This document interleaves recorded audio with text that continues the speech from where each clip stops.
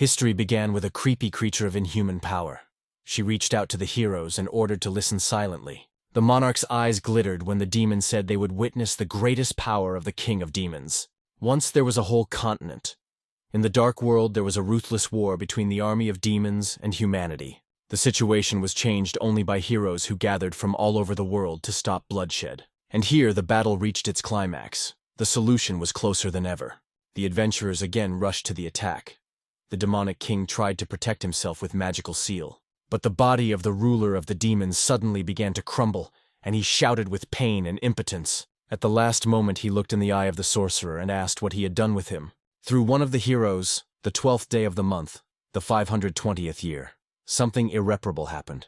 At the age of 29, the history of the king of demons Walter Slya came to an end. Dissolving in a black abyss, he realized that he would die here.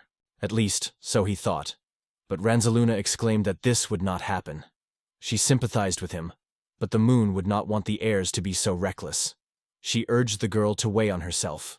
The heir asked the month to calm down. The castle was panic. Those who were inside shouted to others, "Run away until you can." One of the boys asked the girl to complete first aid and immediately bring the potion. One of the healers believed that everyone would die here. At the same time, there was a fierce battle between the group of the strongest adventurers and a cruel earthly dragon named Verge. The characters could not believe their eyes. The dragon led even the basilishes who accompanied him everywhere. Stocks were melting, the losses grew, and no one knew what to do. One of the adventure girls got up in front of the wounded and firmly asked her to restrain the enemy. It was Aerys. She couldn't allow someone to die here. The boys were begging the rest to fight the last. The dragon was already going to evaporate her with her breath, but the girl sharply swore from the fire and waved a blade. Even the breath of the beast seemed insurmountable to her, but she had to gather and restore balance. But it was complete destruction. The dragon hit full force, and the girl flew, painfully struck her back on the stone. The adventurer shouted that Aerys was overthrown and rushed to her. The wounded Aerys soared firmly and thought that she had not even had time to activate the power of the holy Klyanka Missala. She decided, if here in the end, then at least let this night end with honor. It was at this moment that someone else appeared before the dragon. Aerys had no idea who was. The girl was surprised at the silhouette of the stranger, trying to understand what had just happened. And the stranger himself looked at the monster's eyes for the first time. It had no wings, but the physique was amazing. It was definitely something dragon-like. Aerys couldn't stand. To watch him standing in front of the monster was unbearable. She shouted to flee, but did not have time to register how the dragon released a hellish fire. The girl fell on her knees, completely losing hope, but remembered her promise. She swore not to let anyone die, if only had the strength. But surprisingly, Volt was still standing. He took a few steps forward, thinking how strange from the outside he looked quite human. The young man looked at his burning hand and thought in surprise that he did not feel anything. Aerys just didn't believe her eyes, but he just smiled Krivo and quit that the attempt was not bad.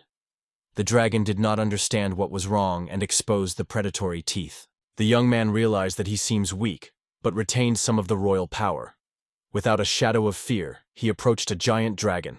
Not until the end of imagining his own boundaries, Volt decided to act. He pulled his right hand, preparing to strike a retribution. The stunned Aerys mentioned that an elite 100 Royal Legion, 100 best adventurers in the world, gathered here. They were ready for any surprises armed with their teeth, and even together, they could not overcome the insurance. Aerys did not understand how the guy was beating alone.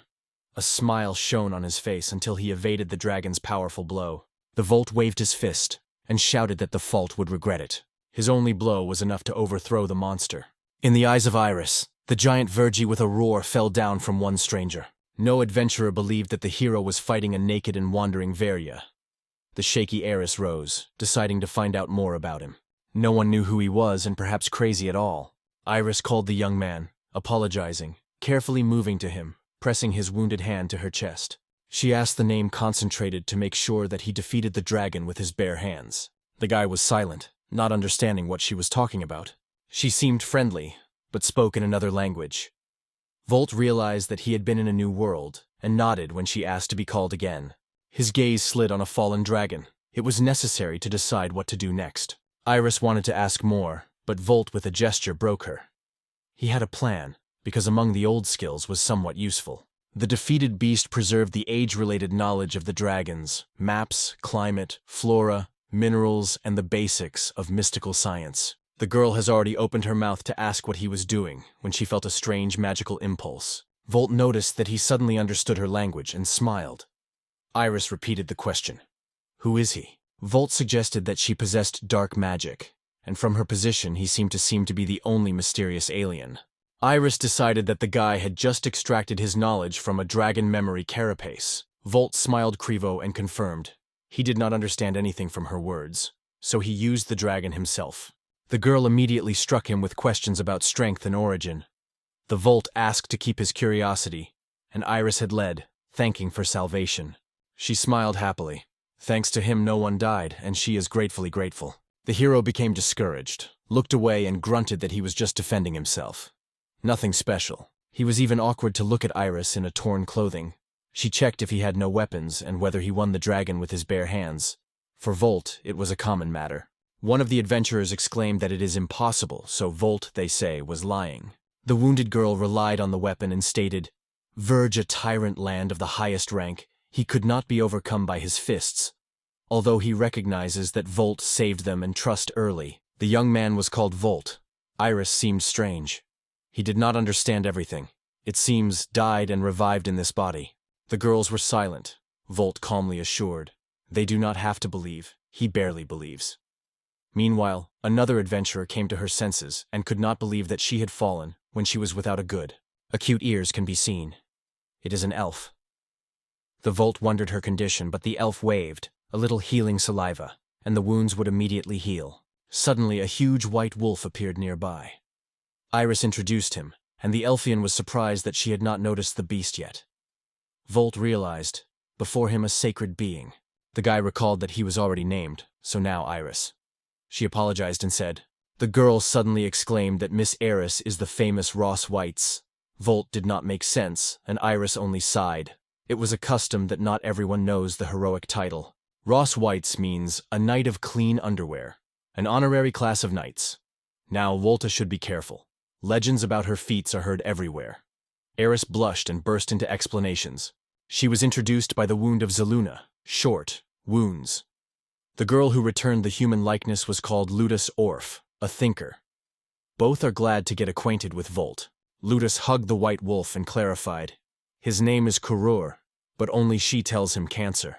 The wounds and Lutas blame themselves for a shameful defeat under the protection of Miss Ross. Volt noticed their sad whisper. Lutas smiled. They are the Knights of the Silver Wolf. Guess who the leader is? It was a sacred beast of Kurur. Volt logically removed it from the name of the detachment, and Ludus was enthusiastically a genius. She rushed to the young man with arms, considering them already friends. Volt retreated, asking to break away, but Ludus grabbed him by the cloak and accidentally broke the fabric. The girls dreamed and closed their eyes, giving up their naked Volt. Rani Zeluna stretched his cloak, and the hero, accepting, joked that after such a battle of rags he looked. After completing the chat, the detachment decided to return to the capital. The wounded should be rescued. The girl in a wide-wing hat, Gelda, suggested postponing a young man for later. After the death of Verya, the mission was fulfilled, so the path lay to the royal capital of Ario. Volta surprised the huge house of the Guild of Adventurers. The departure from here once meant glory even for those heroes who defeated him. He asked Aerys why he was not afraid and why she brought him here. The girl replied that she was not going to brand the rescuer as a criminal and hopes for reciprocity. Smiling, Aerys added that Imperial Knights and patrols are now destroying the monster, so it is better to deal with a stranger on their own. Seeing his surprise, she explained, They are ordinary adventurers, even an unusual reputation. Gelda said whether they were the Knights of the Silver Wolf, showing the ad. Aerys confessed that the name is unofficial and asked Volta to follow her. She knocked and apologized for the invasion. The female voice with a brush in his hand invited to enter, they say, waited for them for a long time. The shiny woman introduced herself to the head of the Ario or Tanka Guild. Other adventurers have already given her a short report, so she wanted to thank Volta for the rescue of the detachment. But the guy waved dry. He saw the attacker, hit the first. The girls noted that the majority would have fled. Hortensia invited him to sit down and tell the details quietly, putting strange Teresa on the table. She explained to the Volta question. She found them in ruins. The artifact determines the vital essence. She was proud of the work of Gilder and adored adventurers. The vault was surprised when the bowls were dark and dumped. The hero understood. The artifact only confirmed her words. Tanzia smiled. Now everyone can see how Libra works. Sitting, Volt introduced himself. Valtus Slaya, the former king of demons and the ruler of the continent of darkness who sought world domination. On that fatal day, he defended the castle against the heroes, and was defeated. Tanzia followed the scales. The arrow continued to stand motionless. He confessed that the decisive moment of erased from memory certainly died and was already here. And if girls are interested in his new body, then it seems to be a rebirth. The listeners paved, looking at the Wolta, as if at the ghost. The pile rose smoothly from the chair, corrected the chub, and confirmed. There is no lies and a trace. The weight is silent, and Volt shrugged. All his pure truth said. Unexpectedly, Guildmistress pressed the guy to his lush forms, calling the poor man who survived the terrible trials. But he, apparently, imagined himself the most powerful king. The dance smiled. Teresa is only a conscious lies, so if he sincerely believed in fictions, the arrow would not move. She herself is certain that the demon king lives only in fairy tales. In her opinion, the role of such a tyrant is to be a hero in the finale of the legend, so she wondered why Volt fantasizes it. She then stated that a frank pervert before her. Volt, clutching his fist, thought that this fox distorted his words and nullified the seriousness of the situation. The dance warned, the position of the boy is dangerous. He did not understand why, because he considered his second life one Jack's step. The woman reminded, she has neither documents, nor home, nor money, and his clothes barely hold on, and even officially unemployed. The Volt broke out when it was called unemployed, and the audience was also recognized. Formally it is. The dance woven with a finger at the guy. If he wants to stay in the city, let it become an adventurer. There is no other way. Volt was indignantly exclaimed that this is not an option at all, that he would not be written in the guild. But now he needs a guardian with social status, he explained nervously. He just arrived, so he does not know any worthy person who would take him under the wing. Aerys raised her hand and calmly declared to become his guardian. The rest of the girls then dropped their jaws. Someone wanted to deny, but Aerys firmly marked the decision. It was in vain, and Volt saw her inexpressions. The dance was delighted with Aerys. Volt mentally squeezed a damn fox, and Aerys cheered him up. With such a force he would become an excellent adventurer. The young man tried to delay the choice, but the girl assured there would be no obstacles with his possibilities. Frankly, it is fascinated by its power. The Volt smiled with the edge of his lips, and confessed that he was also interested in how far his new power reaches. Luna invited Ms. Aerys for lunch, reminding of time. The conversation continued, and Volt sought to learn about Aerys. He felt that she has a high position and remains an adventurer, a mystery that needs a new city research. In the end, Volt found himself in a school camp, where newcomers were greeted brutally. The old instructor announced that they would throw stones today. The guy did not believe that he was forced to return to school, but he was sure. It was a trifle compared to what he had to go through. In this school, you do not throw the stones without end. There is no language about the adventurer. The kidneys thundered the mentor, and Volt realized, without that, he will not pay for his studies. The old soldier is that everyone should rush the boulders until the hand falls off, otherwise they scrape them to shine on their own. The hero lifted the cliff, looked at the pity, and, spinning the stone, ordered him to become around. Without pulling as, Volt threw a block, and she exploded with a meteor wave. The students fell ill, the teacher fell, leaning his mouth. Meteoric Armageddon, someone exclaimed, recognizing the highest kind of black magic. Volt was just smiling, the usual thing for the man of the world. The students did not believe the eyes. The legendary spell in the middle of the place? But they will remember him forever, though they do not understand why he did it. The earth opened, and red battleworms came out of cracks. The teachers screamed, recognizing the dangerous var work. Some people thought that the worms had caused an explosion and flee better, and Volt knew it was only the goal of the guild, a great opportunity to check their strength. The plan worked. The hero clicked insurance shutter, activating a new ability. He threw a second explosive block into the crowd and asked where their king. A powerful outbreak broke the worms. Everyone sighed, deciding that the fight was over. The mentor realized both explosions. The hands of one student on the right.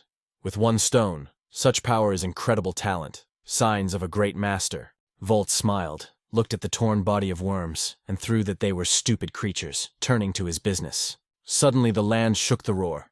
The teacher faded.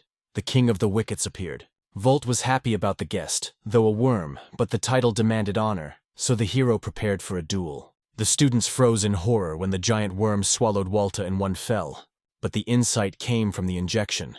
The hero of the creature from the inside, calling the spectacle wonderful. The teacher was stunned. To defeat the king. Rising above the hills, Volt thought, this world is almost indistinguishable from his native. Every morning and every night life steps towards the future. This is the greatness of the world to be headed. Now it doesn't matter to anyone that he once suffered a devastating defeat. Gently landing, Walt said goodbye to the king of worms, and the passionate teacher grabbed his hands, shouting compliments. In the eyes of the mentor buried admiration. He demanded the name of the elect to glorify him in front of all students. This guy, not becoming an adventurer, has already destroyed the red worms and their ruler, said the teacher, and Volt did not understand what was happening. The students thanked, lifted him on his shoulders, so the legend of Mr. B was born. Walt, raising his hands, asked to lower it. Someone wanted to shake their hand, others, an autograph or an interview, but the hero stubbornly refused. Watching the window, the old sorcerer in a stringent hat noted the incredible power of the boy and looked at the papers. Ms. Aerys was guardian. Setting the glasses, the magician noticed strange indicators in the introductory information. Volta, level clearly. It is strange that no one sees it. The statistics will be viewed in the guild after release, he decided, putting a huge seal, so everything will fall into place. In the end, the Royal School of Adventurers awarded the title Student Knight Level 0. The one, Toe, enthusiastically welcomed the newly made genius, and the Volt only waved, asking to calm. The city was already spreading rumors about the young man who won the graduation title on the first day of study. Everyone spoke about him. In the city, legends about a guy who overcame the worm. In the Guild of Oar dancing was called by Walt, and the craftsman was Wine, feeling in the seventh heaven. Everyone in the hall spoke only about the hero. Aerys leaned to guild mistress, realizing that she was missing the lessons and would prefer, and rested. The dance reassured Aerys. There are no visitors today, so everything is fine. But the girl was equally worried about the fox. Gelda sighed. This is the embodiment of corruption and shamelessness. The dance laughed and praised it for the sharp tongue and sincerity. Aerys exhaled hard, realizing, to persuade thee or dance there is no point, so she left the dispute. Enough chat, guild mistress smiled. Go to business, girls, you will not believe what I learned. She launched papers with the statistics of the owner of phenomenal power, Volta. Seeing the level of 0 in the graph, Aerys was surprised. She has not met. The dance wondered no less. Volt brought her a graduate's diploma of the same day when she only enrolled in school. Unheard of, she exclaimed. The fastest spent the month before, and this guy coped in a few hours. She remembered that Heldy was only 10 when she set a record. But even this does not explain the strange 0 level of Volt. Usually adventurers start from the first level. Gelda suggested that the examiner was wrong. But the dance laid the glass. The mistakes could not be. The artifact showed clearly. The level of Volta was 0. What 0 means, no one knows, but his strength obviously goes crazy. Gelda asked impatiently what the real level of the hero is, but the dance only spread her hands. It is difficult to imagine. Aerys remembered the fuss with the students. They said that the newcomer had destroyed 100 red worms and their king. The students did not believe that one guy coped with such a horde. Aerys immediately guessed who was talking about. Yes, about Volta. His power seemed boundless. She glanced at the skills section and did not believe her eyes. The sheet, as if dreamed, the analyzer could not cover all his abilities. Gelda advised to look at central characteristics. There is also solid anomalies. The dance admitted. It was most impressed by the chaotic indicator of Volta. You see such a crazy character not every day. Even the most important tyrants in history did not exceed the 80th indicator, and Volt scored the maximum score. Gelda agreed. The numbers do not lie, but they do not reveal the whole truth. The dance reminded that Aerys was on the opposite, legitimate end of the scale. Aerys was confused. They come out with Walt, antagonists by nature? That is why, Gelda explained, she plans to watch them both. An interesting experiment. The dance remembered their last mission and asked Geld about the details, because she guessed she could overcome the earthly dragon in her sleep. Witter as always, the fox laughed, and Gelda wandered in response. The courtesy of courtesy. Both agreed. Volta cannot be allowed to continue to act uncontrollably. Gelda pulled out a thin book. The surprised looks of girlfriends replied, "This is not the original, but a simple guide. It is time to act according to the instructions." In his hands, the dance holds Britch's prophecies. He immediately remembers the witch and understands that they have not been mistaken with Gelda. She flips Tom and recalls that the witches have taken place more than a century ago. Gelda is asked to turn on the 13th page, because old Britch has long died of old age. It is written, "In the 999th year of continental calculus, under the purple full moon, the gates of the world will be opened, and a great king of horror will appear." The dance calculates. Now is the 999th year high so lane days, and everything coincides. Gelda confirms that this year April will be a second time. The same night Scarlet Moon illuminated Volta. Aerys has not seen that, and Gelda writes out a phenomenon for a rare natural anomaly. The prophecy draws from Volt a fairy tale king of horror, and the dance even asks. Smiling, she asks Aerys not to take everything literally, but the girl reminds, "Teresa showed that the hero is not lying. The holy scales expose any lie, so in his own head, Volt sincerely considers himself a demon king." The dance sighs. She saw different adventurers, but for the first time, Aerys feels a lot of surprises ahead. The girl does not understand the hints of dance and lifts her eyes when she suddenly grabs her for a top and lick the cheek. Shocked, Aerys bounces. The dance says that for the first time she sees her curiosity with her husband and reads too much between the lines. The master confesses, "Volta's power captures, you want to be a little look a little, one blow to the dragon broke her heart." The moon rakes on the table, plates jump. Aerys reminds of her status and decency. She warns, "You should not fall in love with a mysterious alien." Aerys assures that it is a false impression, and Ludus extends a backpack. The moon breaks Ludus, and is only worried about food. The offended thinker reproaches that the moon is too caring for Aerys. The moon is Perry. Men like the forms. Ludus slamjees why she hides her own. The dispute flashes. The dance coughs and asks the girls not to turn a conflict into a two-series drama. She delicately proposes Aerys to go to a separate room to think without unnecessary ears.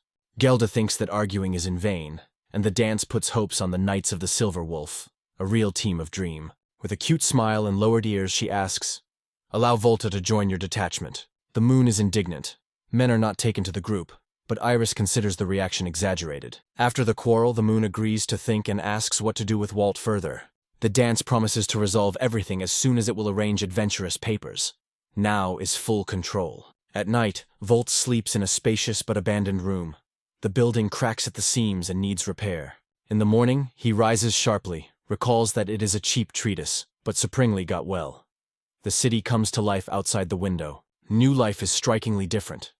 Instead of death, dawn of opportunities. Volt feels that a true story is just beginning. Flashed by the window, he hears a quiet knock. The maid checks whether Mr. Volt is no longer sleeping. The voice is reminiscent of the past. Fanatical fans did not give him rest. Then the women constantly roared at the door of Prince Volta, asking for affection. He is now bearded by new annoying fans. Sighing deeply, Volt replies that he will now open. Time to meet the day and the trials that he carries. Volt remembered how vain beauties were rushing to him, who saw only glory and money. He asked the visitor where she was from, and replied that from the guild. The hero unlocked the door and missed the guest. The girl in a lush skirt politely apologized for the morning anxiety. She wished a good morning and introduced Elsia, an employee of the departments of Ario Guild. From now on, she will take care of Mr. Volt's affairs. Usually Elsia is on duty on the reception, so she assured. On any questions he can turn to her without hesitation. The Volt asked for a moment, and suggested that she was simply performing the duty of the maid. The girl laughed. Her task is to maintain a talented beginner in all possible ways. The hero realized that he had already been recorded in Adventurers, though he still doubted whether he wanted it. Elsie explained that the dance wrote a brilliant recommendation, and Aerys has added her signature, so the Volta's reputation in the guild is already shining. The girl suggested that a knight would come out of such data, but Volt evaded. He would not allow anyone to manage himself. Elsia only smiled. In any case, a prominent adventurer would come out of him. Sincerity in her eyes made Volta get lost. Sigh. He agreed to accept assistance. Elsie was short, without immediately realizing what he allows. In the end, she picked up his neat clothing and, pleased, announced that everything was ready. Volt praised her work, and Elsie was surprised at the hero to the pleasure of care. She fluttered his finger in his nose, warning, "Let her not get used to it. You should dress on your own. Winding up naughty, Elsa called it a half-habit. Volt blushed, seeing her string on her cheeks. He assured that she did not understand everything and, embarrassed, hid under a blanket. Elsie is quietly giggling. Embarrassed, Volt looks quite sweet. The hero grunted to forget about this incident. Later, Volt went to the city center, received a license and the title Student Level 0. He still did not believe that he became an adventurer. Considering the map, he decided, this is a legal way to earn. Let old demonic habits and whisper that human laws are empty. Walking away the dark thoughts, Volt moved further when the girl turned to him, asking for an apology. The long-haired beauty stretched him a flower and looked at innocently with big eyes. The Volt took a fragile flower and noted which she was good. The girl shone with joy. She explained, there is only 10 lions. Volt instinctively reached for his pocket and mentioned that the wallet was almost empty. Having apologized, he confessed, he just arrived in the city and without money. At the same moment, one of the crowd was rudely pushed by a girl, burning so that she would not block the passage. She fell, scattering the flowers. The river, the so-called Elpheus Gniterk, collected the petals in a hurry until the root was crushed with one leg. The mucous membrane of the shishri squeezed a long tongue, spreading the flower on the pavement. It turned out to be 2 reptiles who recognized the river. They were catching. They finally found a decent job. Lizardi reproached that it was better to trade flowers than to practice black magic. Yes, their words seemed to miss their words past their ears. One of them threatened, she shames their guild. Another stole his brother to the side, noticing that Volt was watching the stage closely. The Volt could not stand and shouted, stupid lizards. Zrania, without looking at the flower that he so carefully kept. The reptiles turned, looking for a brazen that they dare to offend them. He repeated the image, and squeezing the flowers of the flower, carelessly watched their rage. The main lizard came close, demanding explanations, but Volt just smiled. The lizard man became angry even more, not understanding what he laughs at. You may have to chat, let's have fun, threw Volt, sparkling with his fingers. Touching the scaly nose, he turned a formidable lizard into a crying girl. The frightened girl rushed into the arms of her brother Playson, begging to run away. The puzzled brother demanded explanations, and Volt shrugged. They say I wanted to add chicken status, but something went wrong. Suddenly, the transformed lizard confessed to his brother in love and kissed him gently. Volt also did not expect such a turn. The brother, almost crying, shouted that the hero had destroyed his life. Volt reassured. The effect would pass in a month, apparently. Added that the temporary status will remove white magic. Lizard Man retreated, deciding to cure his brother first. The passers-by looked in surprise, believing that the reptiles got into the mess. The river leaned low, thanking Volta for salvation. He reached out to her the surviving flower and asked not to worry about the little things. Recognizing that the river was also an adventurer, Volt noticed her nervous reaction and said goodbye. He waved his hand and wished inspiration in adventures. Looking followed, the river whispered enthusiastically, Volta magic is extraordinary. She rushed because she was late. She was waiting in the guild branch at exactly 9. On the threshold, she was met by smiling Eli, greeted in the morning and spending inside. The breathtaking river handed a letter. Elsia was instantly worried as soon as she recognized the seal. It was an official call. They say the problematic newcomer is gaining unwanted glory. Thank you. Elsia led the river to Bartholin's office, thinking what was happening there. The river was embarrassed. Guildmistress invited closer with a friendly smile. Bartholin was gladly waving, explaining, she wants to ask the river about the service. The girl said from anxiety, but the manager asked to relax. The case, they say, even interesting. If the river refuses, of course it will be released, but it will be licensed. The frightened Elfian begged not to pick up the document and asked for a task. Bartholin assured that she would like the task. Yesterday she registered a certain Volt. Heard? The name of the newcomer goes to rumors, but there are many secrets around him. The leader frankly said, Volt is incredibly strong. As it wants, I will wipe the whole country, or even the world from the face of the earth. The river grabbed her head, horrifying the prophecy about the possible end of the world. Bartholin nodded, reminding that they had already touched this topic earlier. The girl, shaking, repeated that it was impossible, and Guildmistress reassured. It is only a metaphor. Volt would not burn the planet. Then the fox suddenly asked how much money has. The backdrop was asked to repeat the question without believing her own ears. She sadly showed a wallet. It has only 13 lions. Bartholin laughed. Is it enough for a few buns? She whispered that the noble Elfian blood requires decent behavior. After all, that the adventures are postponed, The manager advised to weigh everything well. The river with tears exclaimed, to be an adventurer, her only dream.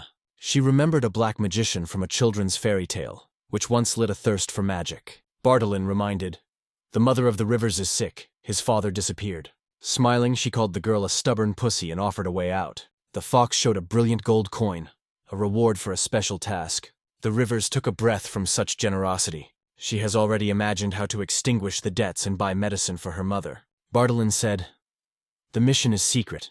There are little candidates, but the girl is perfect. Need someone bold, without a team and without fear of Walt. And with attractive forms, the fox winked. The river blushed, folding the cloak. The manager apologized and explained seriously. That's why the river is the best choice. The Elfian hesitated, regretting Volta, and understood that he would lose everything. She eventually agreed. Bartolin smiled and threw the coin to the girl. The river barely caught her, and Guildmistress jokingly turned the coin by the force of gravity. The girl mentally reproached the executives for the cruel jokes. Bartolin, enjoying the confusion of the river, still gave the condition and explained the condition. To make contact with the Volt, it is necessary to create a team with it. Use any methods and return in 3 days. 3 days have passed. Elsia knocks on the Volta door. It does not stop calling, asking to open immediately. The Volt, listening to the noise, approaches the door. He reads them without realizing what test is standing right on the threshold. Tired and annoyed, Volt opened the door and grunted, Elsa, why are you so early? The girl greeted and wondered how he was feeling. He replied that everything was fine with health, and decided that she had only come to ask this question. However, he was glad to dress on time. Elsia smiled and reminded, it was 3 days from the moment he received a license. Did the hero forget about it? Volt did not understand what was being said, so Elsia explained. He could officially take the task, but never appeared in the guild. He shrugged. They say everything is not so easy, and Elsa insisted he had something to take. Volt was confused and honestly admitted that he did not know where to start. Previously, he had to do a grueling job daily, without any rest. But now everything has changed. Elsie almost did not listen, but Volt noticed in her view of understanding. She called Henrica Estolandel, the black magician of the first level. And he understood. This is a river under a pseudonym. The Volt mentioned that the guild had already paid for his home, and the insects that lived in the room escaped from fear. He had nothing to fear. Life became calm and comfortable, but Elsia grabbed him by her shoulders. If he goes on, he will become a paramoid. Walta seemed to be struck by lightning from the word paracid. Elsia warned, guild will not be able to support him forever. And yet, she added, there is a chance to lose a license. He never thought about it before. She grabbed his hand and pulled it to the guild. It's time to act. Smiling, Elsa promised he would make him a real adventurer. Volt asked for a minute. The heart is not yet ready. Elsa assured that she would teach him with kindness. They were already in the guild soon. Volt thought of hunting dragons and treasures, but Elsa reminded, we should start with a simple one. No matter how power he has, he is a newcomer. And it is necessary to pass basic quests to understand the essence of work. She stretched him a postcard with the first task. The Volt was dissatisfied, but agreed, evaluating her efforts. But before you leave, he asked, just don't say you send me collect mushrooms? Elsia nodded seriously. All beginners start with it. Otherwise, you will die. She warned. It is those who think that's special, the first to die. Volt did not understand what she had not heard about the equipment. It seemed to him that he had done perfectly without him. Elsie agreed that his strength would be enough for the November quest. Suddenly, another adventurer stumbled on the stairs and fell, just to the feet of the river. She bowed and thanked Volta for salvation. Elsia exclaimed happily, are you familiar? Volt introduced Walter Slya, but he just asked Volt. The river faded. Volt noticed her reaction. Something clearly happened. The river, having come, replied that all was well. She had no idea that she would meet him again, and so early. Elsa used the moment and suggested, once all right, will you help Volta with a quest? This is a task for beginners. Elsie explained that the Elfian blood of the river gives the skill of finding therapeutic mushrooms. The girl was swayed because she is only a half eel. Elsie assured that the river is not too busy, and it is dispersed, they say, not worth such a partner. The river doubts whether Volta will suit its company. The hero only recalled that he was here, November number 2. Elsie is rooted by her own word that the river is reliable. Volt does not mind taking her to the team. Smiling, she asked the river to refrain from magic. The girl nodded sadly. But she is a black magician. Volt was surprised. Elsie asks to not pay attention. The river sighed quietly. A magician without magic seemed to be a man without a goal. These words were worried by Elsia. The girlfriend assured that the rivers have many virtues, but asks for an example, and Elsie is lost. Finally invents, the river is beautiful and stylish, even evokes women's envy. She made jokingly, she could become a baffer dancer. But the river is afraid of scenes and sociophobia. Volt notes, girls are full of opposites, like a closed circle. Suddenly a noisy company breaks into the hall, celebrating a feat over one goblin. Seeing the river, they make fun of this friendly elf. Is still an adventurer? Their leader grumbles that the quest was cancelled in its search. The mood is spoiled. Volt perceives bullying as an image of a vassal, and himself as a lord. Behind the rumbers ring the broken window. They shudder without understanding the reasons. Volt innocently assumes, apparently a bully threw a stone. This happens here. The leader is outraged. This is the capital, not a village. Volt advises them to fold and lime. Elsie asks everyone to get carefully so as not to cut their wreckage. The river looks at the window in surprise. Elsie suspiciously mows to Volta. The quiet is suitable and whispers, "Is this your hands on the right?" Volt is swollen. "I could thank." Elsa sighs hard. This time he closes his eyes and the next will put up the account. Volt advises the river to go while Elsie cleans. The girl agrees. Her belly grunts loudly. Volt remembers that he is without breakfast, and he calls to have a snack. Soon the couple finds themselves in the forest. The river turns to Volt timidly. While he chews, the girl asks about the payments he received in the guild. Is it normal?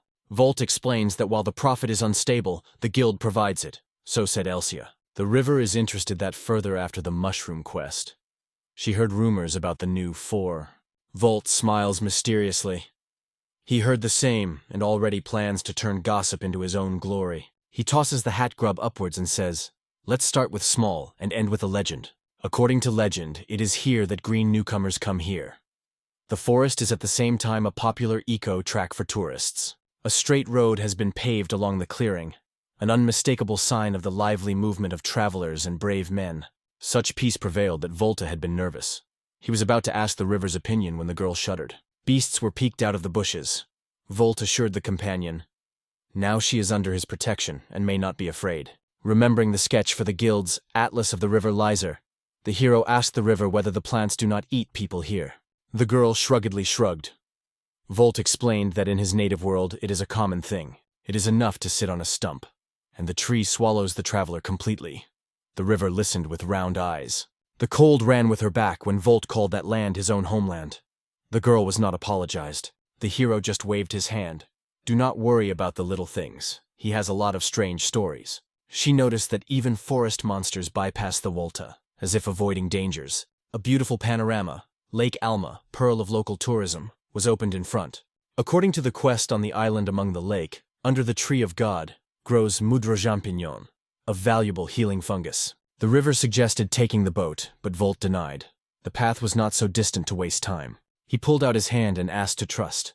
The girl first thought that she had to swim, but the hero just picked it up and promised to walk. One jump flew into the sky. The river in the eyes broke out sparks, and the shore duck pulled with interest. Gently landing on the island, Volt lowered the girl. The purpose was achieved.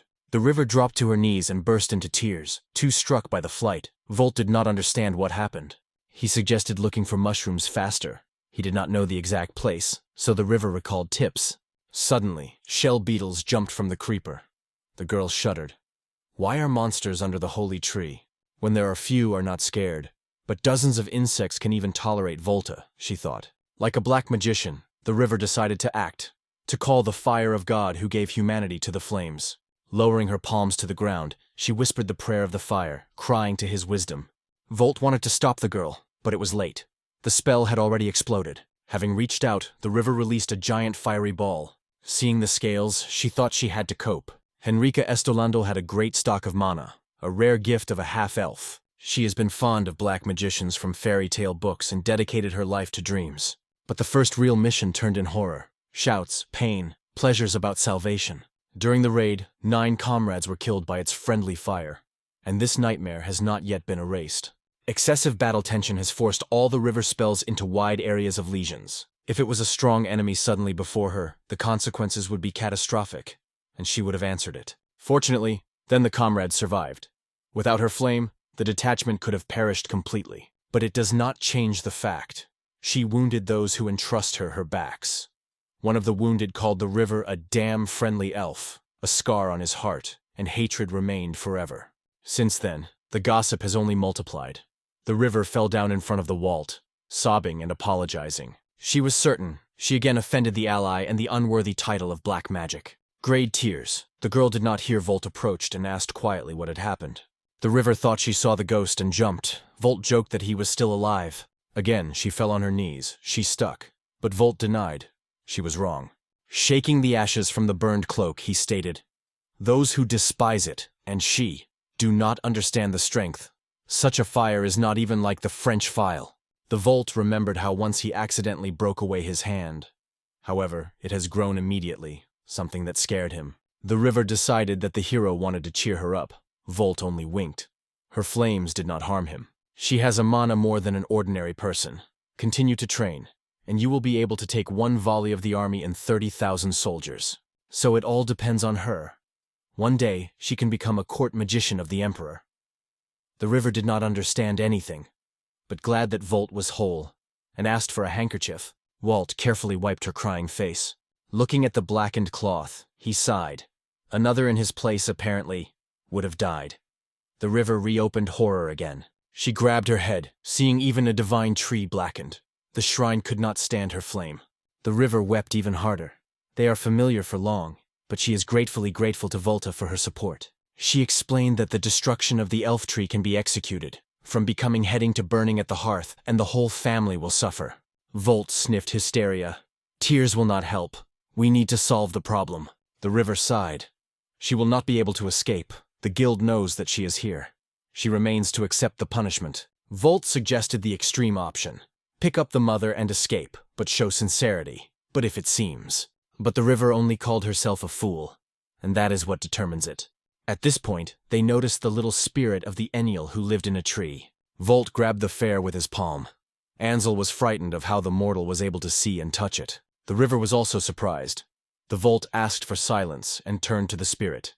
If the enzyme would die, it would be even worse. But the fairy could not return to the burnt tree. He was burned with a hellish fire, a sign of the end of the world. She believed that the war had already ignited somewhere. Volt asked for specifics. How to revive the shrine.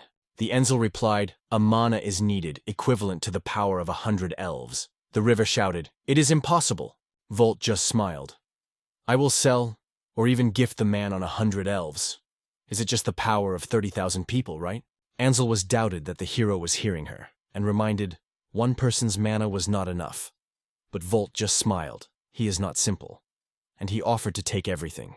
Raising his hand, he gave the Manu to the tree, wishing the spirit of Enzel of pleasant existence in the world. The fairy trembled with the unexpected power of mana. She could not understand where such power came from. The tears have performed in the eyes of Enzel. Such a pure, raw source of strength she never felt. The hero noticed his fingers woven into the branches of the tree. Now the fairy himself absorbed his Manu. She clenched her cheeks without realizing what was happening to her.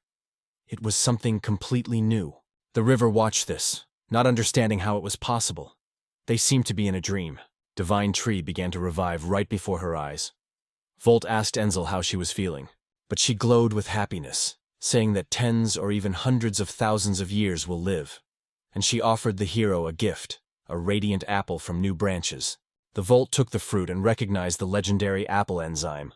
The spirit could not believe that he knew it. This was the case every 1,000 years, but for Volt it was just a gift, and he did not intend to sell it. But as soon as he touched the fetus, as his whole body weakened, and he kneeled, the river picked him up so that he would not fall. He called him by his name, but Volt did not answer. Ansel suggested that he was just fainting, passing too much power. Thank him, she dissolved in the air. The river smiled warmly and asked the hero to relax a little. This guy was, special. She put it under the tree, saying that he deserved peace. For a while, Volt began to come to his senses and slowly opened his eyes. The first thing he saw was the breasts of the river that were right in front of his nose. She corrected her hair and smiled, asking her well-being. Volt acknowledged that though it would be worth a rest, but it would be better than something delicious. The river faded. The hero became interested in mushrooms that looked appetizing, and they were all poisonous. She explained that poisonous mushrooms often have a seductive appearance and aroma. Volt thanked her for salvation. The river was discouraged and waved. They say she did nothing special. But she immediately remembered that he was still guilty of new clothes. Volt replied that he got that free, but the Elfian insisted she would compensate. In the meantime, it is worth eating something. Volt suddenly remembered the divine fruit, and without thinking tore it from the branch. The river exclaimed, "This is an invaluable artifact. It must be kept or taken to an antique bench." But Volt shrugged. "It's just a fruit. If we do not go, it will rot." What is the meaning then? In his opinion, to enjoy the fresh fruit in such beauty is a real privilege. He lifted the apple up, admiring it as the true noble. The river even thought that he was indeed a descendant of aristocracy. She suggested dividing the fruit, but Volt did not understand. But he pulled her fruit, allowing you to taste together. The river was shocked. How could she touch the legendary apple? But Volt insisted, "Divide in half." She accepted the fruit. It was the greatest honor for her. The river lifted the fruit, politely apologized, got a pocket knife and carefully cut the apple in half. Having stretched her half of Volta, she saw how he praised her for diligence. Holding the fruit, the river did not believe that it really happened. The moment was historical. Volt confessed that it was difficult for him to eat under his eyes, so he suggested that he make it together. And so, on the three, both bite their half of the legendary fruit. Volt closed his eyes from pleasure. The taste was incredible, as if it had dissolved among the stars. And the river, falling on his knees, swallowed every piece with trembling. She whispered something in her mother tongue, and then ashamed, she closed her face with her hands and asked to forget. But Volt did not see anything wrong about it. Instead, he had another important offer for her. He reached out to the girl and asked if she wanted to join him.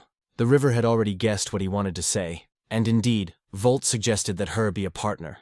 She gave tears of joy in her eyes. Seeing her tears, Volt lost again. The river apologized for emotions. It was the first time someone sincerely offered her to be part of the team.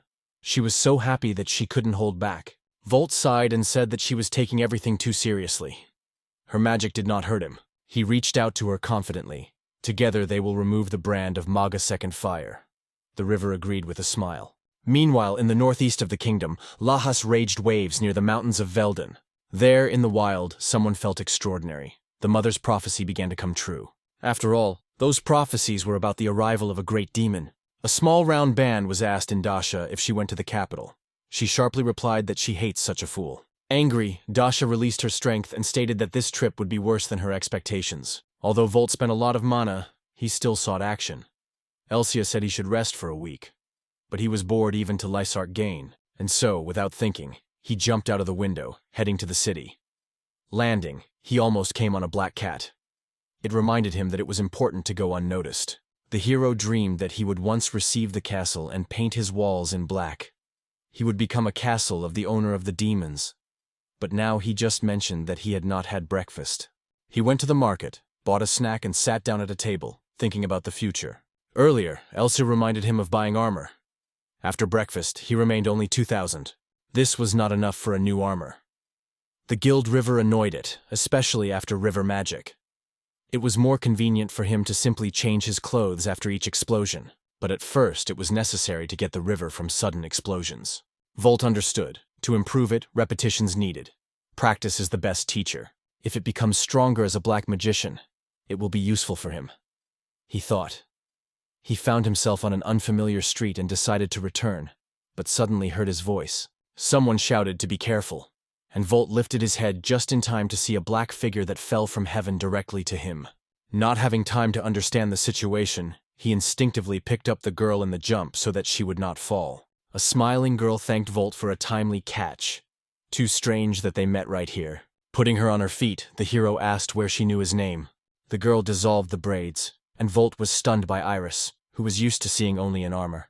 It has already been rumored that he graduated from the academy on the first day and took up the task, but their conversation interrupted the noise from the street. The Volt was alert, thinking that the fight was rising, and Aerys looked concerned. Clearly something. She hesitantly asked him for the service.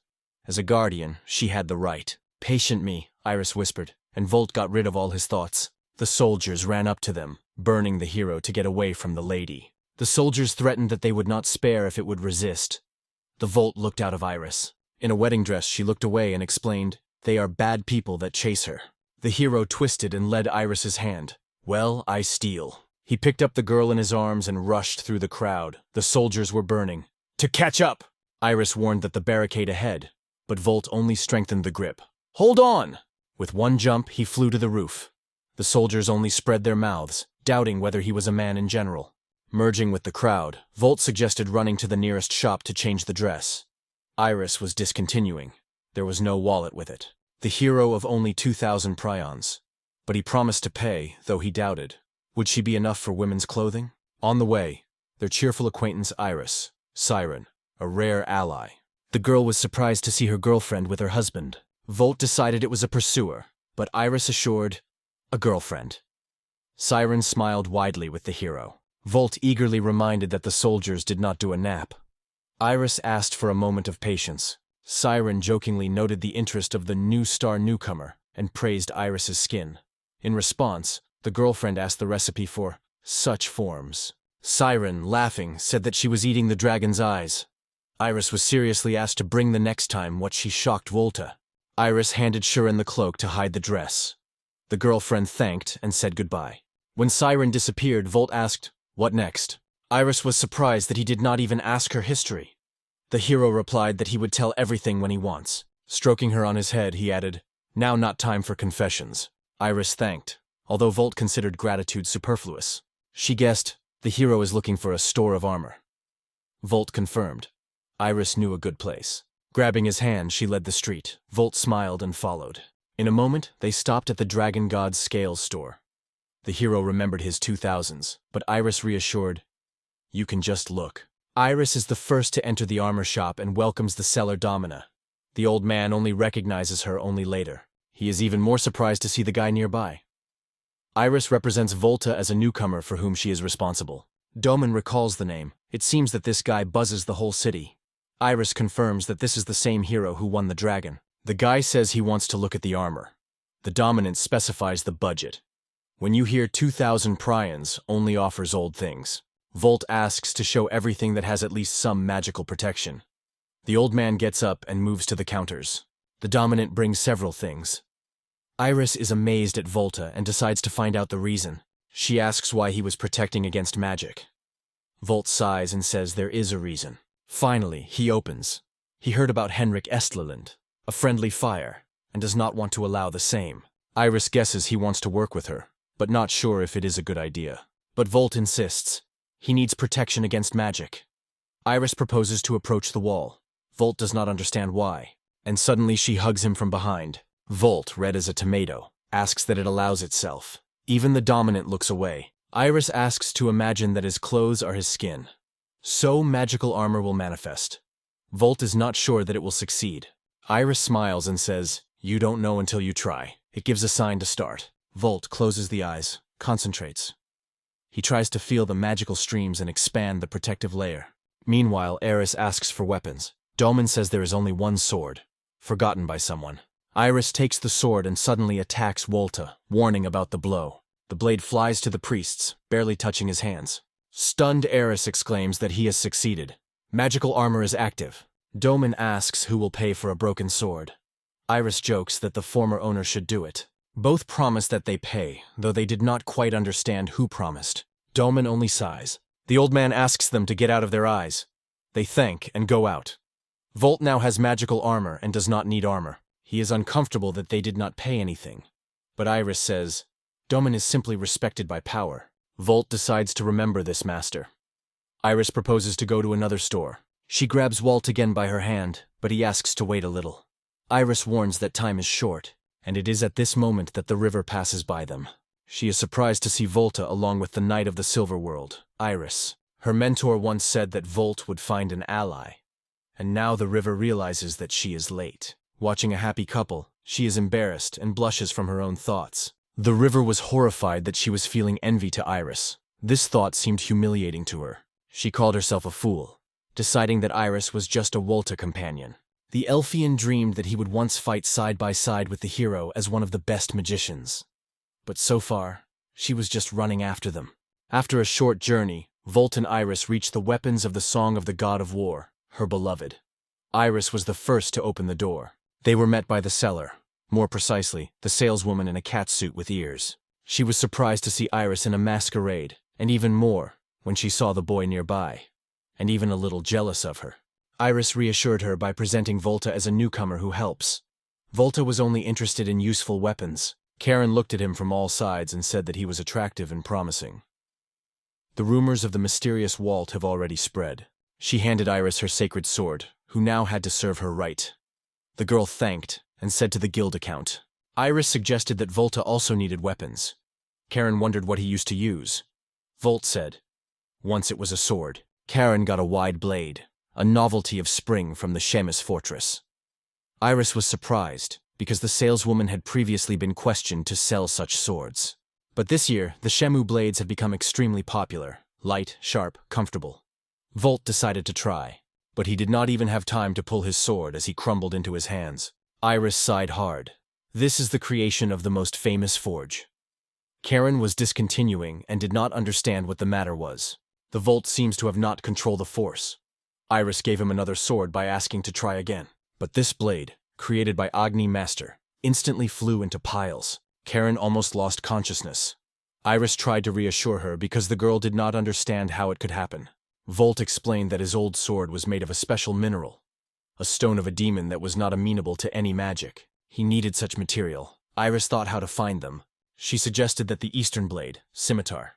Karen praised her opinion and added that she also thought about it. Volt said that in his world, a demon of a demon was produced in only one mine in the East, and it is like magical steel. He asked if there were such swords in the store. Karen, with regret, replied that it is unlikely. It is difficult to get such a weapon without having skills, and even if there is somewhere, it is incredibly expensive. Magic steel extraction orders are rare. Volt understood that it is necessary to find the material and the master who pushes the sword. Aerys is wicked, and Volt did not realize why. She said he began to think as a real adventurer. He replied that it was logic. But Karen recalled the broken swords. They had to decide what to do with them. Volt and Aerys were solemnly promised they will surely pay. They said it so synchronously that Karen thought that they had rehearsed. She could not tread what was happening. Aerys, which was previously interested in weapons, has now behaved as an exemplary companion. Karen sighed and forgave their debt. She promised to find out more about the Oriental swords and asked Volta a little. Volt suggested that no one would notice them among the crowd. Today the city celebrated the Day of Prayers for harvest. However, it seemed that everyone was just having fun.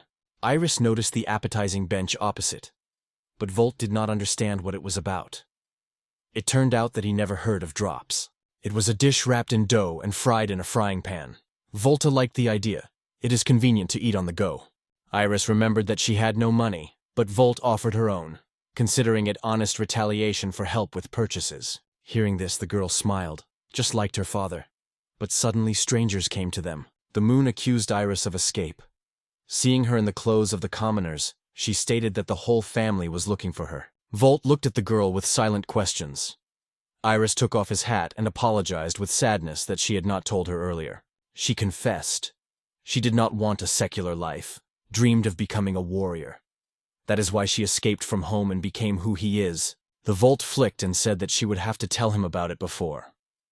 However, he supported her choice. Aerys smiled and thanked him for his help. But I decided, the escape will decide nothing. One day she will talk to her father.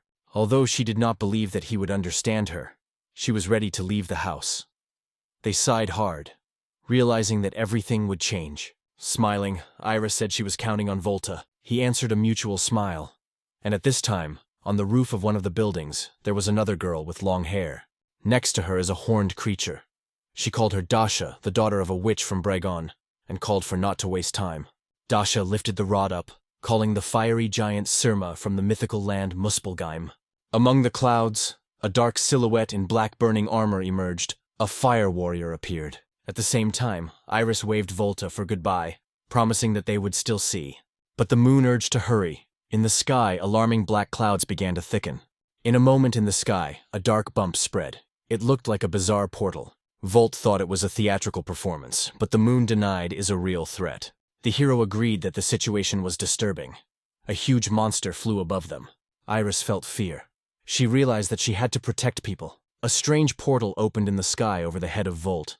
A figure fell from it. He instinctively stretched his hands and caught the girl. That was Yarda's witch. She did not note that he supported her. Volt mentioned that magic in the city is forbidden. He lowered the girl, realizing that all this was an emergency. Jarda was also surprised. It was the magical ritual of the highest level, similar to the call of the attribute. So there was no choice. It was necessary to destroy the Sir.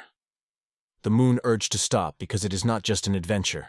The night guard had to arrive from a minute to a minute. They had to wait for her to defend the capital. Volt turned to the girls, and all three returned to him with expectations. He praised their determination, but said that to win, they needed a clear strategy. Volt was not particularly attached to the royal fortress, but many people lived here to whom he owed, and above all, chefs for their taste. The idea that a monster will make here, he annoyed him. The hero had a plan, and he wanted to hear the girl's opinion. Lutasa aimed at the monster's joints, but the balls were melted right in flight. The girl did not believe her eyes. The very trick did not work here. The Volt had a different strategy. Aerys, having extracted a sacred sword, faded a blade into the black body of the demon. Instead of blood, a burning blue liquid splashed. Luta shouted that this creature is a solid flame under the shell, and the physical blows were in vain. She suggested distracted by the monster to make the Volt design. This is the maximum they could. Aerys agreed. By gesturing by ordering to act, Lutus rejoiced her determination. Aerys's back has wide white wings, Schwanflugel's reception, a night billeril. The moon shrugged his fist, making herself for being late, and Volt reminded, the main thing is a plan, not reproach. The girl still did not trust the cohabitants when the telepathic voice of Lutza came in the Volta's head. The goal on the hook. And indeed, the dark ear has already roared just before them. Aerys and Lutza were thrown, "We have brought the guest," and jumped sideways. "Jardo, your way out!" Walt shouted, and the witch unfolded the seal. The gates of Tartaros dissolved, sucking the monster. The gray giant was frozen. The spectacle was truly beautiful in its tearity. Volt smiled. The girls coped. It's time to finish the performance. However, the demon was pulled out and caused a whole flock of salamander seizure. Luta shouted that small fish took over and ordered the Kurur to attack. A wave exploded behind their backs. Volt was worried, but Aerys flew out of smoke, smiling. Everything is under control. The hero exhaled with relief and asked not to frighten him so. The salamanders were weak, but every time a new one appeared on the site, and the giant could break the barrier. The black, grown demon hit the fist in the ground in front of the Walt. The explosive wave forced the girls to cover their faces. The hero did not move and nodded. The blow is hot, but not hot than the breath of that dragon. The moon did not believe the eyes. Volt stopped the giant flame sword with a monster with one hand. Smiling in a deer, he grunted that it was a flame of miserable heat compared to the steam room in the sauna of Satan. The demon roared, and Volt squeezed the blade like a baby toy. I am sure that now the turn of the fiery ear to feel the real hell. The girls did not believe their eyes. The moon considered such force impossible for humans, and Aerys has frozen, even clutching.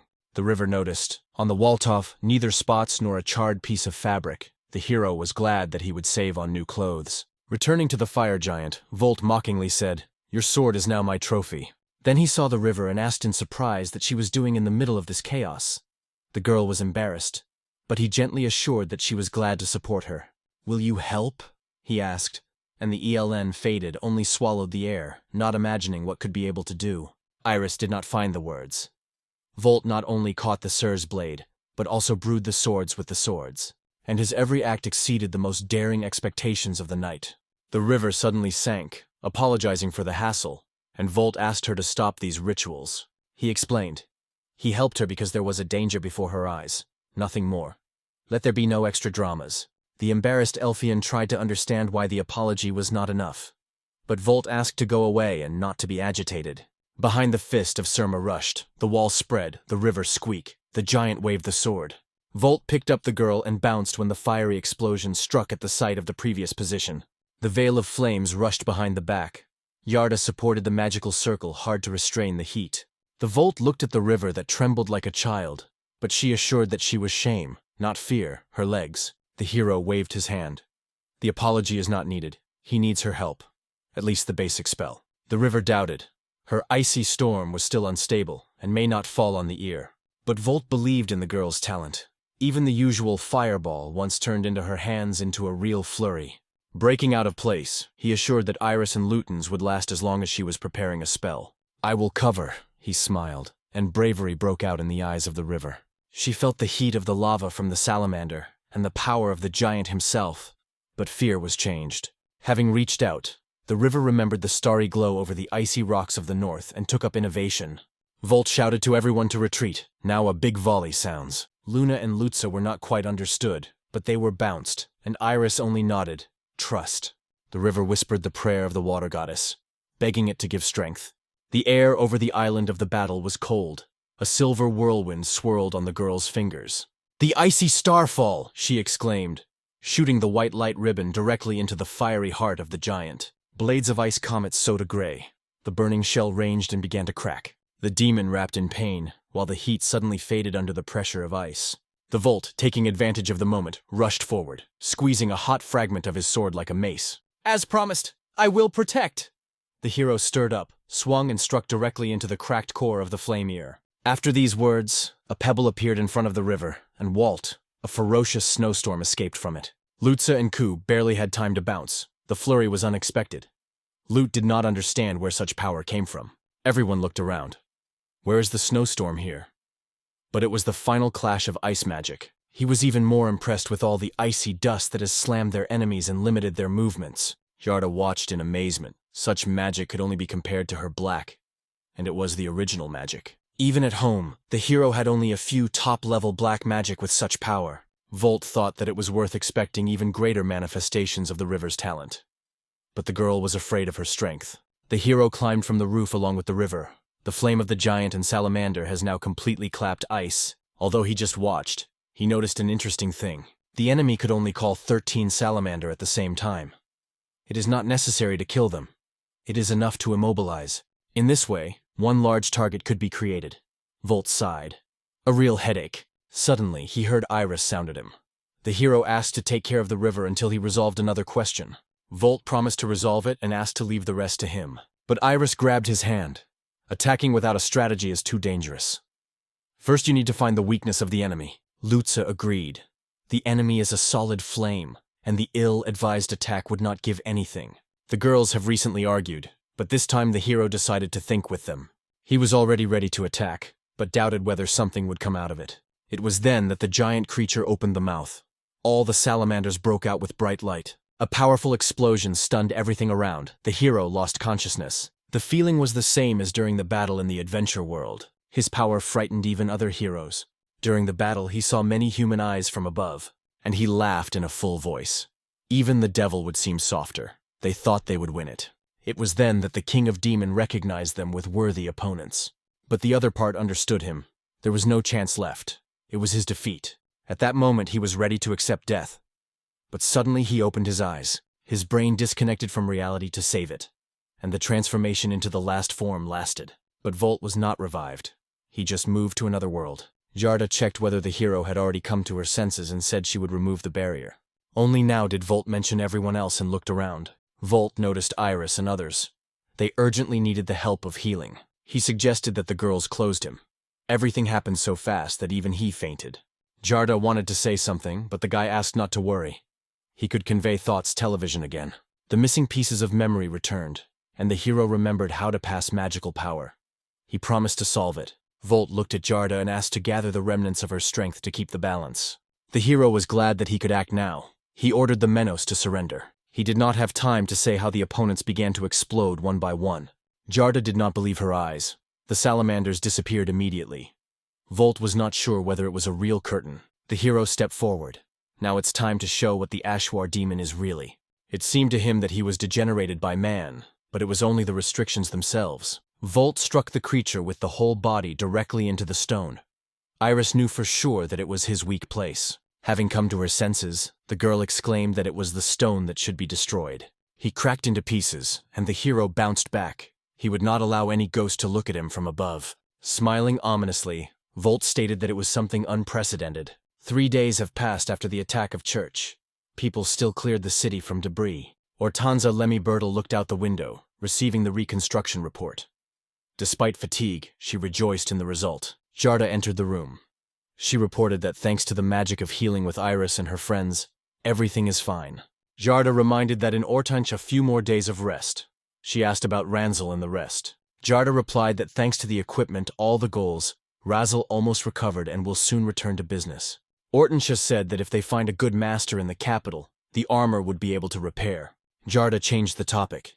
She was still sorry that Aerys was in such a danger. Hortensia replied that it was the only right solution, and no one was killed. Jarda lowered her eyes, asked for comfort. Hortensia grunted that she just wanted to become a woman. But more important, who really was Volt? Images were spinning in the head. Witches, Red Moon, Demon King. Now he is not temporarily Demon Fellow, but everyone just hopes that his power will not completely return. He sat in the room, shaking his chin on his arms. The river entered. Volt noted that he sees her infrequently and asked how she feels. The girl thanked. She was helped by a white witch. She showed her award for raising the level, 2 and already in the 3rd, but she doubted her benefit. The Volt pulled out his award and confessed that he had not moved to the level after this raid. He felt a little disappointed, but could do nothing about it. Then he asked the river that was going outside. The river carefully noted that the city subsided a little, though he is still fussy. The enthusiasm of people does not fall, so she has to walk under the hood. Popularity. Jokes Volt. The girl was scattered. She was once matured by the elf Freelifier, and now they were dubbed with a icy right. Removing the hood, the river complained. A new nickname sounds like a tractor dish. The Volt joked, it could be worse. Elf Zalivka. The girl was growing up and begging not to spread. He assured that he would be silent and wondered what she came. The river remembered the reason, fell in front of him and began to apologize. Volt did not rush. She confessed that at the request of Guildmistress Bertlin monitored him and reported the same day after the mushroom mission. The river was almost crying. She could not give up. She was shown a reward, which is difficult to turn away. Volt nodded with understanding. He knows how she lives with constant hunger, so it is clear that the money has been seduced. The girl confessed, hates lies, so she wants to give up espionage. Volt joked that she could make money. The river was surprised, and he added, he appreciates her sincerity, that's all. No, she exclaimed, sobbing. She was ready to accept any punishment to atone for guilt. Volt sighed. What to do so for her to calm down? At this point, the door opened. Elsie came in because they were open. She frozen. The river literally hangs on the Woltoff. What are you doing? She asked in surprise. Volt is embarrassed by the murmur that everything is wrong. The river grabbed, and Volt asked Elsia why she came. She answered, it is necessary to discuss his victory over the style. Having apologized for the misunderstanding, the river fell again, accusing herself of everything. Volt wondered, do not pay for the salvation of the capital? Elsia confirmed that there is a generous reward. He grunted that he did not like when he was called a hero. Elsia smiled. It is the modesty that makes Volta a model for all adventurers. Volt asked not to talk about the heroes no longer, and asked what his reward. Elsia replied that the council to report. For him they have already prepared the future. It was a tavern with 3 stars. The river asked in surprise, indeed 3 stars. Volt did not understand what the sensation. The girl exclaimed that she was the dream of every adventurer. Among the many taverns, service, kitchen, equipment. This assessment indicates the highest level. Elsia reported that there were only 2 vacancies, and asked the river if she was planning to move. The girl wondered. She has never been in such places, though she read many guides dreaming of a similar atmosphere. Elsie assured that it would be more convenient, and to work near. The river was discouraged. She will not be able to pay for such a tavern. But Elsia waved her hand is not a problem. Volt added that she should not worry, they will earn. Moreover, the river has already made success in magic. It will help. The girl from moving greeted tears. Elsie explained that the guild will pay for both 3 months in advance. At least such a thank you for the salvation of the capital. She knew that the river also helped in that battle. And now smiling, Elsa whispered softly, they seem to have a new team, and if the decision is made, it is better not to delay. She handed them a letter with the tavern address and said that she would definitely look. Friends went. The streets of the city were raging from people. Looking at the city, Volt confessed. He was waiting a little more luxurious look.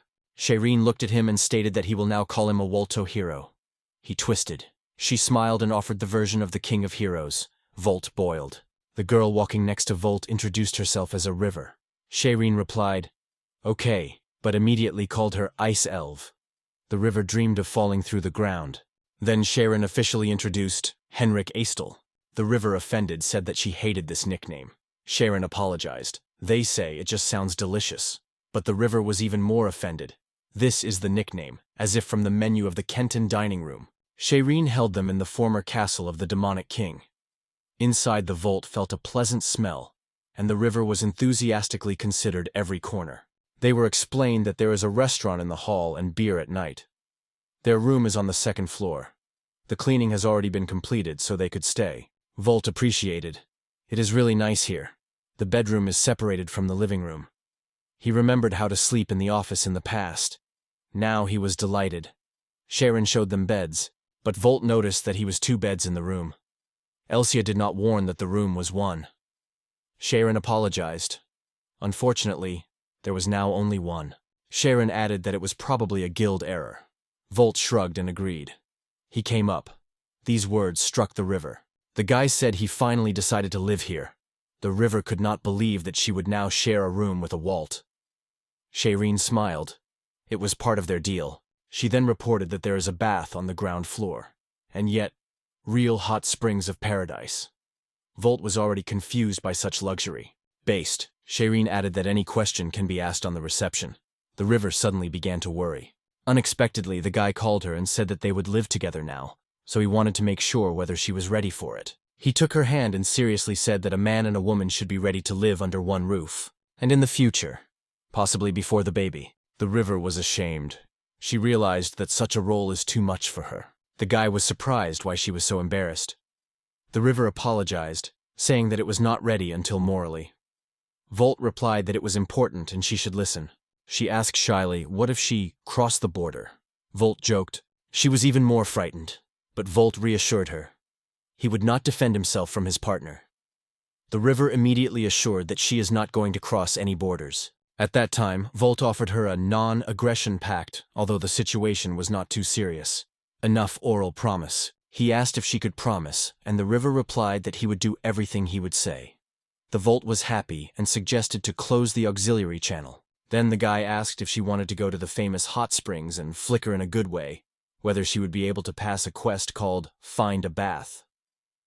The river nodded, although she did not understand why she was so annoyed by this situation. In fact, it was her dream. But when she plunged into the hot water under the sun, she was able to calm down a little. Meanwhile, on the other side, Volt wrapped his shoulders with a towel. He said, hot springs are, of course, classics, but the choice here is luxurious. It is good that there are few visitors now. The main thing is not to wander and not be ashamed. He chose the closest source as suddenly the water splashed. It turned out, a dog was sitting nearby. Volt smiled and asked what he was doing here and why not with the lyre. The guy leaned to the dog and wondered if he called her Kalul. In response, a joyful bark came up, which confirmed his guess until he was gently scratching her neck. All in the soap foam, the girl rushed and finally caught the dog. He asked in surprise what she was busy. The girl sighed. She tries to buy Kalul, and she runs out every time. Volt was surprised by her sudden appearance. Isn't it a teleportation? Lutzer explained that she used a special skill because the holy beasts have amazing skills. Hiding in a cloud of foam, the girl Nucleus. But Volt shook his head lightly on her head and ordered to return to the bath. She wondered if he went to swim. The young man waved, they say more importantly, how much she was going to fool, because even without outsiders it is still a public place. Lutzer shrugged and replied that she was moving to a secret hot spring, which only a handful of people know it is called a Khan. She pointed to the door, explaining that the secret pool was hidden behind them. The guy was surprised because he saw only one entrance that did not look like other bathing. Lutzer smiled. The source is probably also intended for joint bathing. The excited Volt asked if it was a mixed swimsuit. The girl nodded and invited him. They will only be from Kalul. She reassured him, they say, the Order of the Night Silver Wolf reserved a source today, so he was ashamed of nothing. The guy just wondered how not to be here. Volt carefully asked if Aerys and others would be allowed. The girl laughed, anticipating the funny reaction of Razel, and hinted that she would have even more reasons for wit. The guy realized the trick. He was lured not only for the sake of rest. He grunted that he just wanted to enjoy the sources, and asked if she was ready to be responsible. In response, Lutzer only stated that she would be washed carefully. Volt thought uncertainly if everything would be fine, and when he went inside, gave from what he saw, he was immediately fed. The Order of the Night Silver Wolf rented this source, so he had to be ashamed.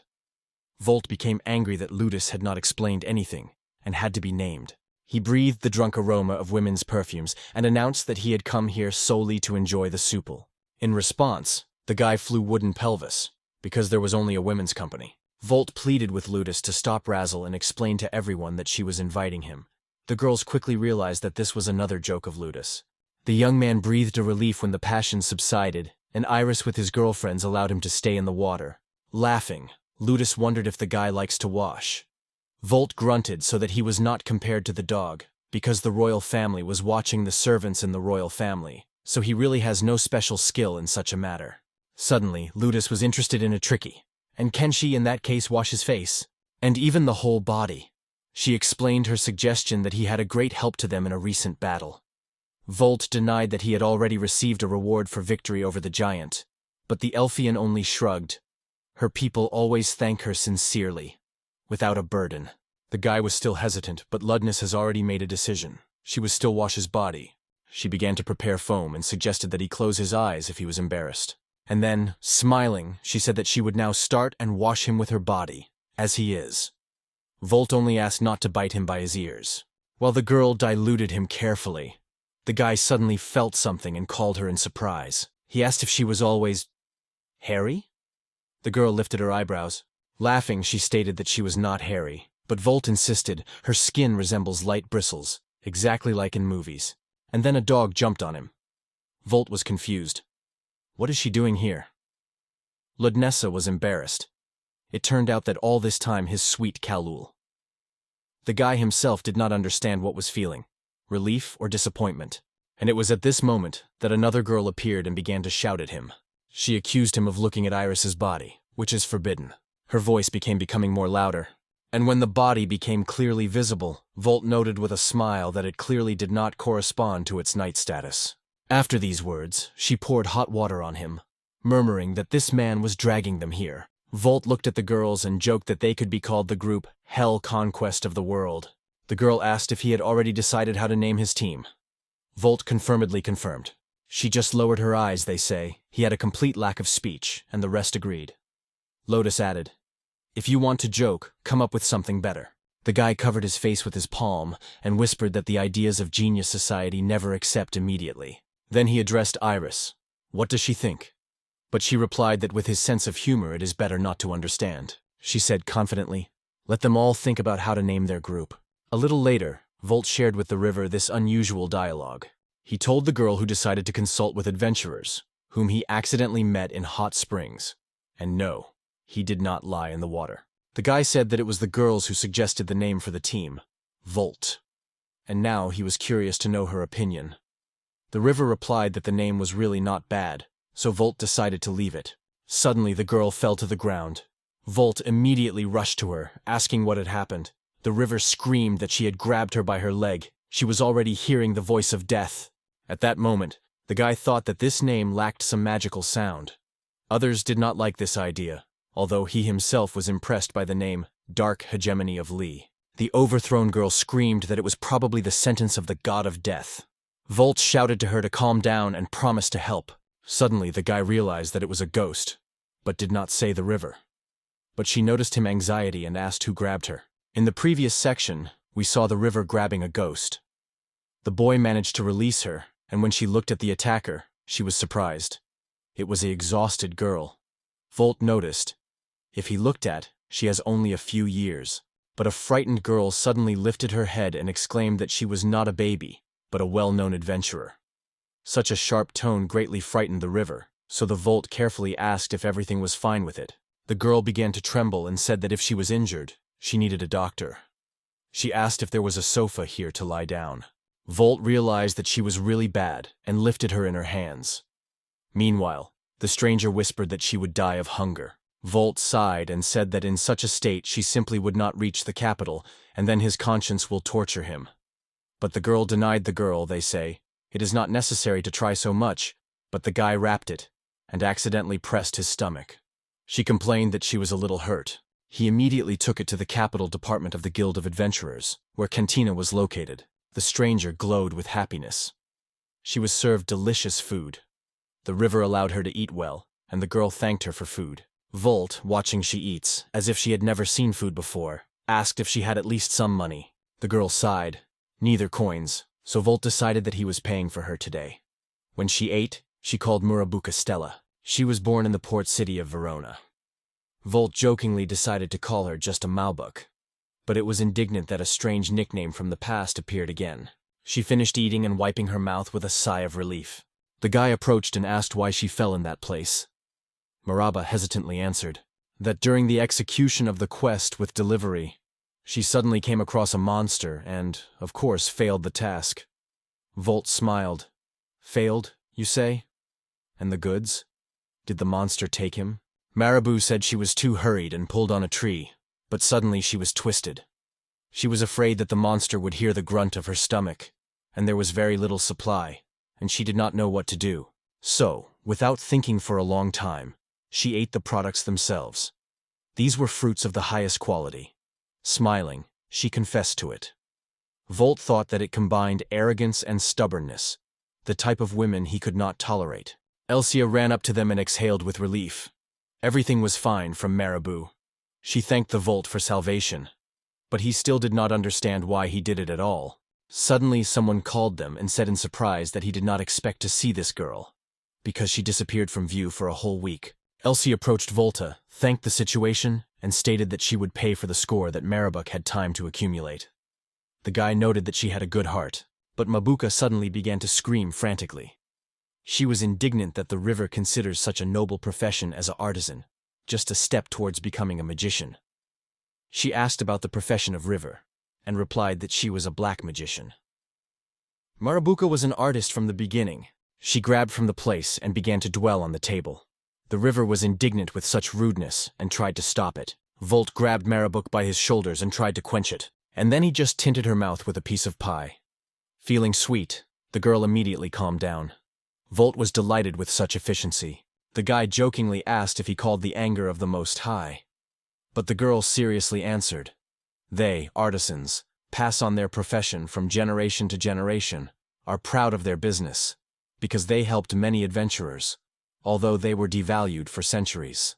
Volt remembered how everyone has a choice on the day of admission to the adventurer's school, a night student or a craftsman.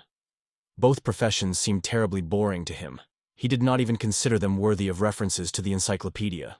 But Marabuka put her hand on her heart and solemnly said that she wanted to become the strongest artist in the world. Volt could not believe that he had just unconsciously depreciated artisans. Meanwhile, the girl already shouted that she wanted to change the attitude towards artisans in the capital. She dreams of the era when they are no longer humiliated. After all, the whole history of her family, Stelvio, is closely related to Verona, which is called the Pearl of the Elysian Sea. At this point, the employee of the establishment approached and asked not to bother other customers with noise. But when he left, Marabuka screamed herself even louderly that even the artisan deserves respect. Volt calmly remarked, "It is not artisans guilty, but she herself spoiled her behavior." The girl became angry even more and exclaimed that Volt was talking too sharply, so she exploded. The guy smiled and asked if she was angry with herself, but Marabuka stuck her finger and announced, "I'm becoming angry with you." And then she added that with this approach, he did not shine in relationships with girls. Volt indifferently replied that he was not before, because she is still a child. Elsia approached Marabuka and advised to silence, otherwise the waitress would come and make a remark. Then she appealed to Volta with apology. She could not help with moving. The guy replied that all is well. He and the river handled themselves. Marabuka asked in surprise, "What else is moving?" Elsie explained that Volt was the one who helped defeat the fiery giant, and it was for this award that they modernized their base. Marabuk was angry, because such a brazen could not do something like that. Volt only muttered that she is impolite.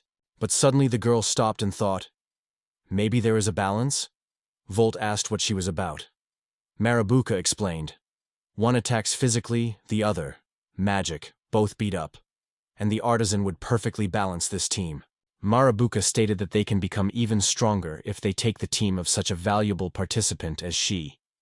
But Volt apologized and said that he did not plan to increase the composition. He is satisfied with a team of 2 people, so let her get better with someone else. The girl clenched his fists from rage, but suddenly she changed tactics. She started crying. She confessed that she had never been able to get to any team. She broke down even louder. Volt asked if the abdomen was hurting again. Everywhere tears. The girl said that because of her profession she was not given normal quests because she is without a team. and if it goes on, it will generally lose the title of the adventurer.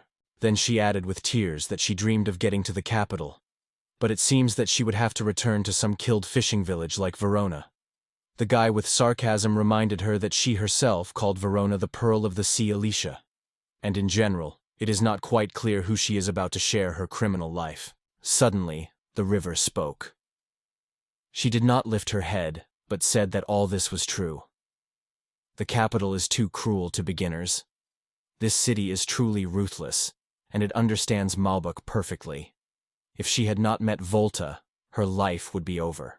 Volt looked at the river and noted that he would give her one advice. Her habit of undermining things inadvertently has not yet been cured. Therefore, it is likely that this will be guilty of this.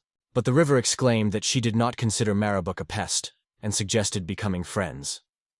Volta was a little upset, but he replied that he would agree to take her to the team, only from respect for the river's feelings. But she glowed with happiness. The river thanked the boy, hugged Marabuk, and exclaimed that they would now have real holiday. Volt looked at two happy girls with reproach. His face was gloomy. He felt that this decision was a mistake. Volt ordered the river to return to the fortress of the king demons and finally buy out the grandparent, because if it remains in this form, it would create problems. The river replied that she would talk about it with sirens. A little later, Volt converted the whole story of Siren himself. He confessed that he really did not want to take Marabuk to the team.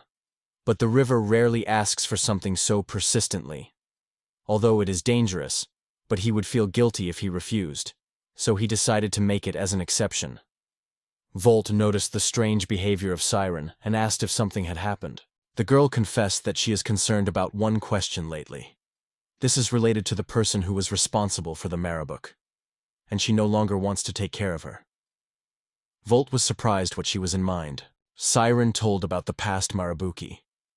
She always had difficulties with relationships, and this was imposed on the complexity of the guardian itself. It was obvious that there was no perfect. Volt smiled. They say when you go into public life, it is impossible to avoid misunderstandings and confusion. There is no absolute justice or evil in the world. How many people, so many thoughts, so there is no single justification. Volt then asked if the Marabuk could lose the title of the adventurer.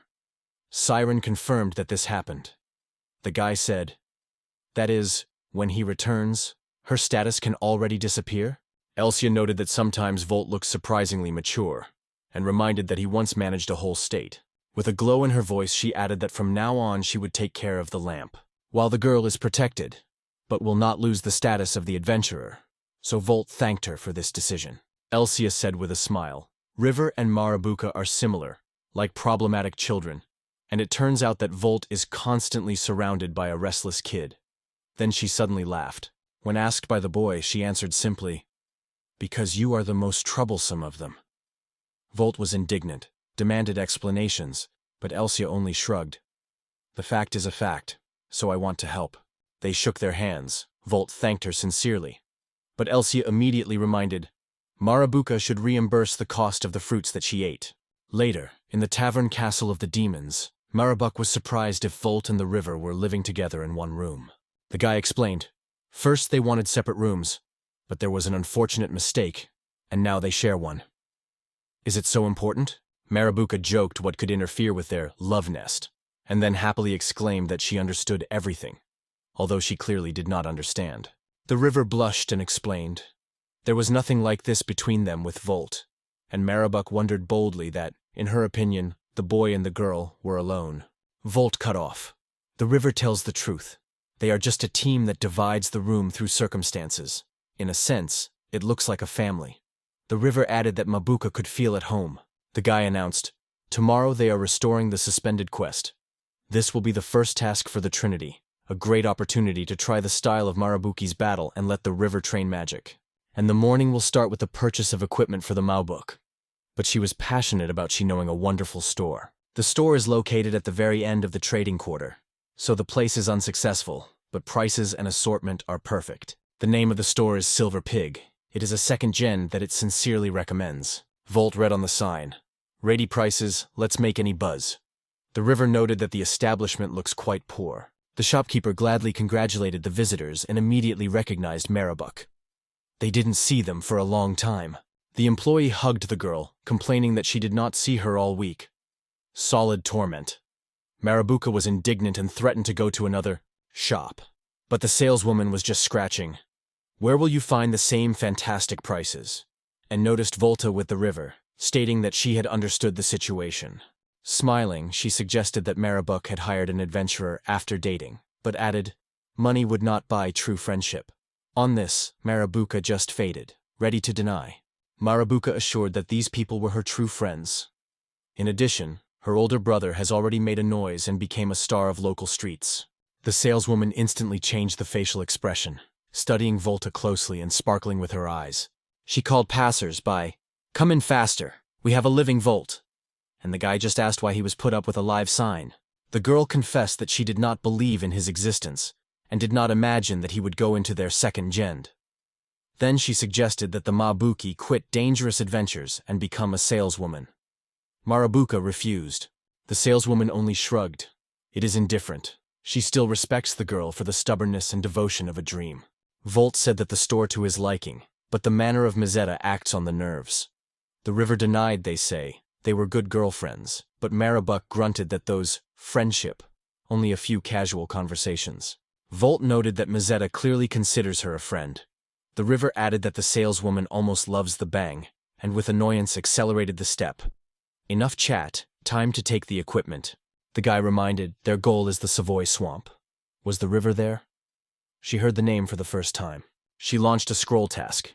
We need to get 10 pearls of crystal lizards. Pearls fall out of repticists, poisonous monsters that have filled the Savoy, and they are raging there quickly. Once popular among travelers, the swamp now boils these dangerous creatures. Volt said, to stuff a dozen pearls, we'll have to put up to 200 rep lists. The river shuddered at such a scale. In addition, the quest should be closed by 1800 hours. Chance of falling, a maximum of 5%. Simple arithmetic. From 20 killed repticists, only 1 pearl. If you are lucky and more than 10 pearls are extracted, the award will grow, but time is short. The return road will take another 3 hours, so the schedule is extremely dense. Success will give 2 bonuses at once. They will close the order and replenish the budget. Volt smiled. No, even 3, because they still protest team harmony and give girls a useful training. Therefore, they will aim at 3 targets at one shot, reaching the Savoyama. The river whispered that the swamp was really boundless. The nightmarish place is not a resort at all, Volt said gloomily. The soil was springing like an eggshell, but he was keeping weight, so walking outside the swamp was safer. While the river carefully stepped a narrow bridge, the Grand Malabuk, like a goat, bounced forward. Volt only sighed hard, anticipating the mess. Marabuk explained, in her kind, the innate skill of tireless walk, so artisans are so appreciated. The river enthusiastically noted that with such ability, you can pull full bags and not slow down. Marabuka was glad that she was understood, and the river looked at her with a sincere admiration, dreaming of being easy to step. You need to believe more in yourself, the girl cheered. Everything seemed peaceful on the lawn, but Volta did not leave a bad anticipation. He called the river to listen. The guy reminded that the magic of 4 elements is highly dependent on the environment, so he was taught at home. The river agreed. It is necessary to choose a terrain that resonates with an element, and admitted that she was lacking. In the swamp, the flames weaken and the water is growing. She answered the question of what the magic effect will be here. The girl already wanted to hit water, but Volt denied. A weak fire would reduce the risk of her corporate uncontrolled explosions. First, you need to learn how to restrain the power. The river picked up the plane. Training begins right now. The scheme is simple. Volt exceeds the animals. Signals. The river beats a fiery bullet, and the Marabuka trunks. Marabuka asked if Tinker could replace a white magician.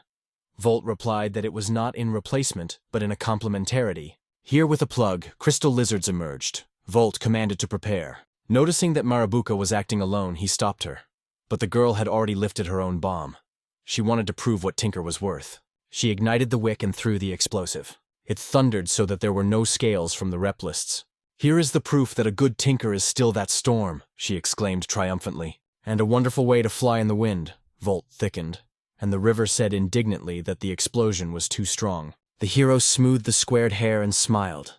Now he really understood the potential of Tinker, and some of his own mistakes. Volt wondered why in 2 years the Marabuk did not rise above the first level with such skill. Marabuka was scattered and began to twist, not knowing what to answer. In the end, she confessed that the money was barely enough for life. Even the bombs could not collect. That's all the progress. She exclaimed that her skill was thrown to the maximum. She is able to throw anything. Added that things can also be a weapon, and if necessary, the legendary artifact will exceed. Volt appreciated her passion, but strictly warned, restraint is needed, otherwise the river does not work out magic. The girls apologized to the choir. At this point, a flock of repticists moved from the bushes. A loud explosion attracted their attention. Volt ordered the river to prepare the spell, and the girls' gaze focused and slightly scolded. Marabuzi instructed to pick up tools for the situation. If necessary, use bombs, and without fanaticism. The girl was happy and promised, "I will throw everything I have." Volt smiled. Finally, they looked like a real team. "In battle," he commanded, and the Trinity rushed to the monsters. Marabuk, though a newcomer, was famous in the city inventiveness, but now it was important not to prove but survive. Volt moved the creatures on himself as they overtook him in the swamp plain. "Rico, now!" he called. The girl immediately activated a fireball.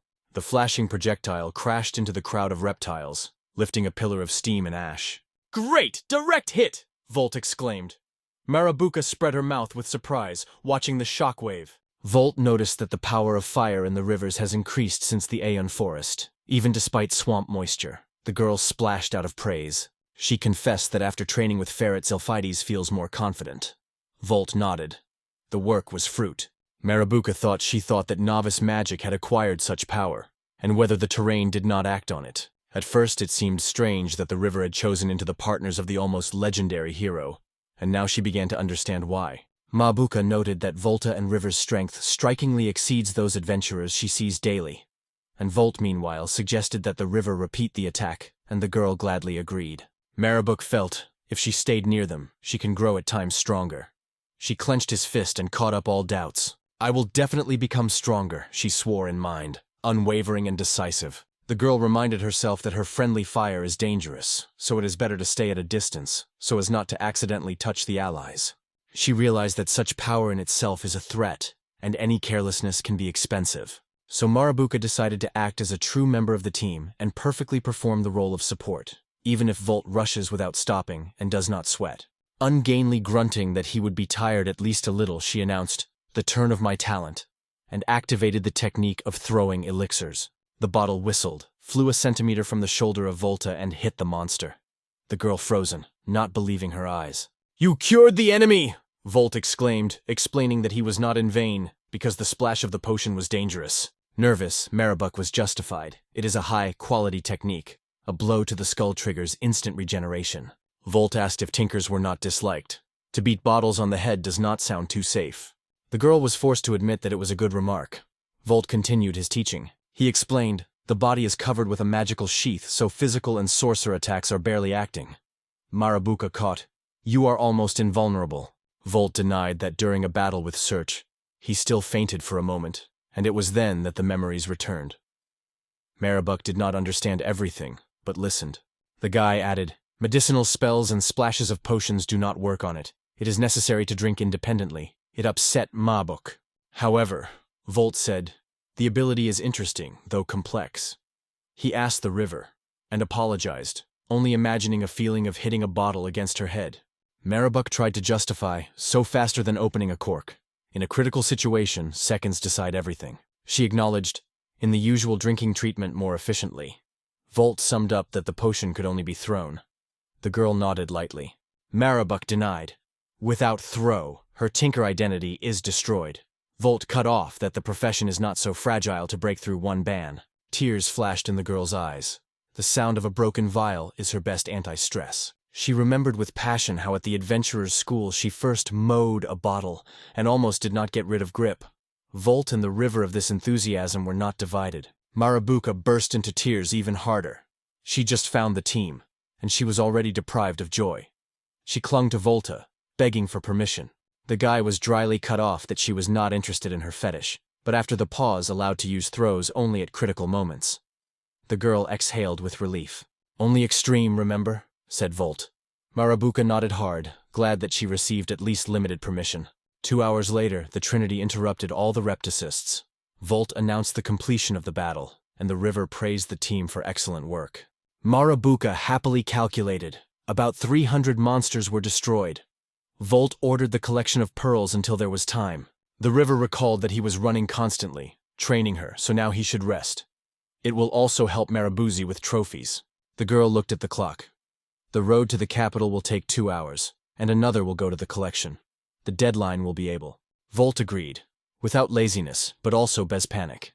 As a last resort, he will bring everything running, though he hates distant crosses. The river praised itself for renting a pocket clock. In quests, it is a precious tool. Volt confirmed that in this world, such a timekeeper costs as an estate, but saves from a pile of problems. Looking around, Volt thought that it could be resting while the girls were engaged in trophies, but he quickly jumped out of the stone. It was time to check whether everything is okay in the rivers and Marabuki. Calling them by his name, he headed deep into the swamp, and suddenly heard a roar, as if the sky had fallen. The girls emerged in front of a terrifying monster. The river shouted frightenedly, and Marabuka only whispered that they came across a real danger. The monster is similar to a giant repticist, and seems to the teeth of only the adventurer of the highest rank. Guild, apparently, did not even know about its existence. Volt flew up and hit the magic directly into the skull of the monster. Even the swamp shuddered from the strength of the explosion. But the monster's mouth grabbed a ugly, pure, poisonous couple. Volt shouted to girls with a breath. Running at a safe distance, they saw the toxic fog. Marabuka joked that it was stinking like a bomb. The girls acknowledged that they had breathed a little, but assured they felt tolerant, though Volt was suspiciously glanced at their pallor. He noticed that the Marabuki has no bag. The girl confessedly confessed that she quit her to win time to escape. The river stood up for a girlfriend. This trick really saved their lives. Good work, Volt praised, and Marabuka was blurred from such a direct complimentation. The fog dispelled, so Volt suggested that he immediately return to the collection of pearls and then go to the capital. But suddenly the Marabuki smiled their feet. Volt managed to pick her up, and the river, leaning against the tree, felt nausea and weakness. What is with you? He was alert, and Marabuka lowered that the whole body was burning. She suggested that the poisonous couple was a mixture of paralytic and deadly poison, and Pete spoke on her head. The necessary antidiuretics remained in the bag that had to be thrown. The girl squeezed her lips. I am unlucky artist, she whispered. And Volt realized, time is enough. The river swaying too. When he asked what could still be done, the Marabuka lifted the skirt, showing the flask attached to the thigh. Not to jokes. Volt was indignant, but the girl seriously insisted. These are spare elixirs.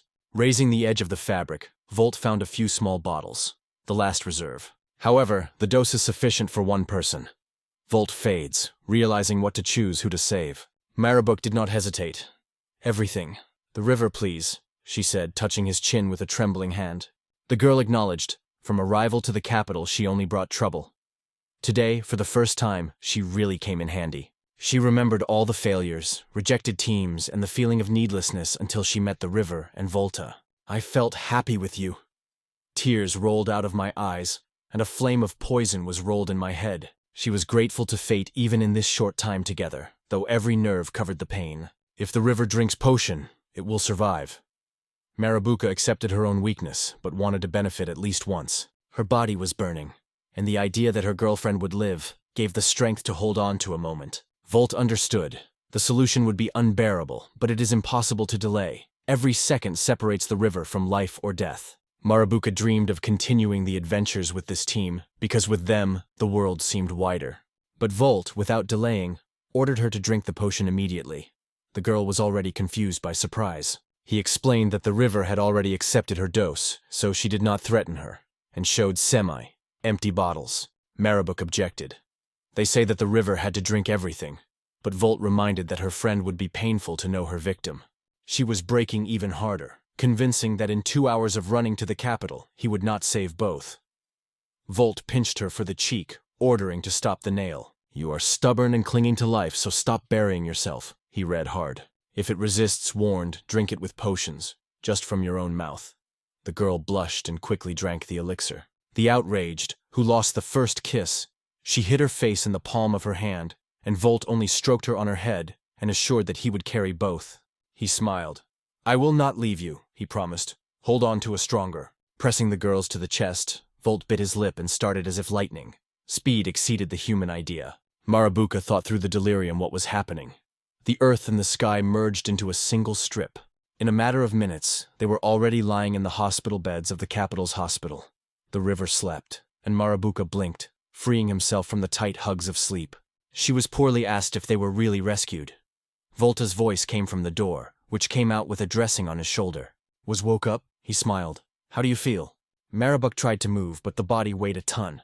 Volt reassured. The poison still holds, but the antidote has already been introduced. She glanced into the open window in surprise and whispered that she had fallen, apparently for a day. But Volt laughed. Only 3 hours have passed since the fight. The girl did not believe. The road took 2 hours. Volt replied, I dumped in 3 minutes. Marabuk exclaimed that it is impossible for humans. Volt winked. And who said I am a person? I am a king of demons. She glowed in surprise, but he waved. The main thing is that everyone is alive. In 3 days the poison will pass and they will move on. Marabuka agreed with relief, and suddenly remembered the task and seized, almost torn the drip. Pearls! She shouted. Volt decided that the toxin had returned, but the girl mumbled for an unfinished quest. Volt acknowledged that he could technically finish himself, but Marabuka snored and whispered, real pearls are not in a backpack, but in a special linen artisan. Volt blushed. Seriously? Such small hiding places for small details really existed. He lifted the blanket, trying to carefully get the trophies. The girl stated that he could not climb under the underlying innocent girl. But Volt recalled that it was not moving due to paralysis, and suggested calling a nurse. The girl cried out that all the staff were busy with food poisoning.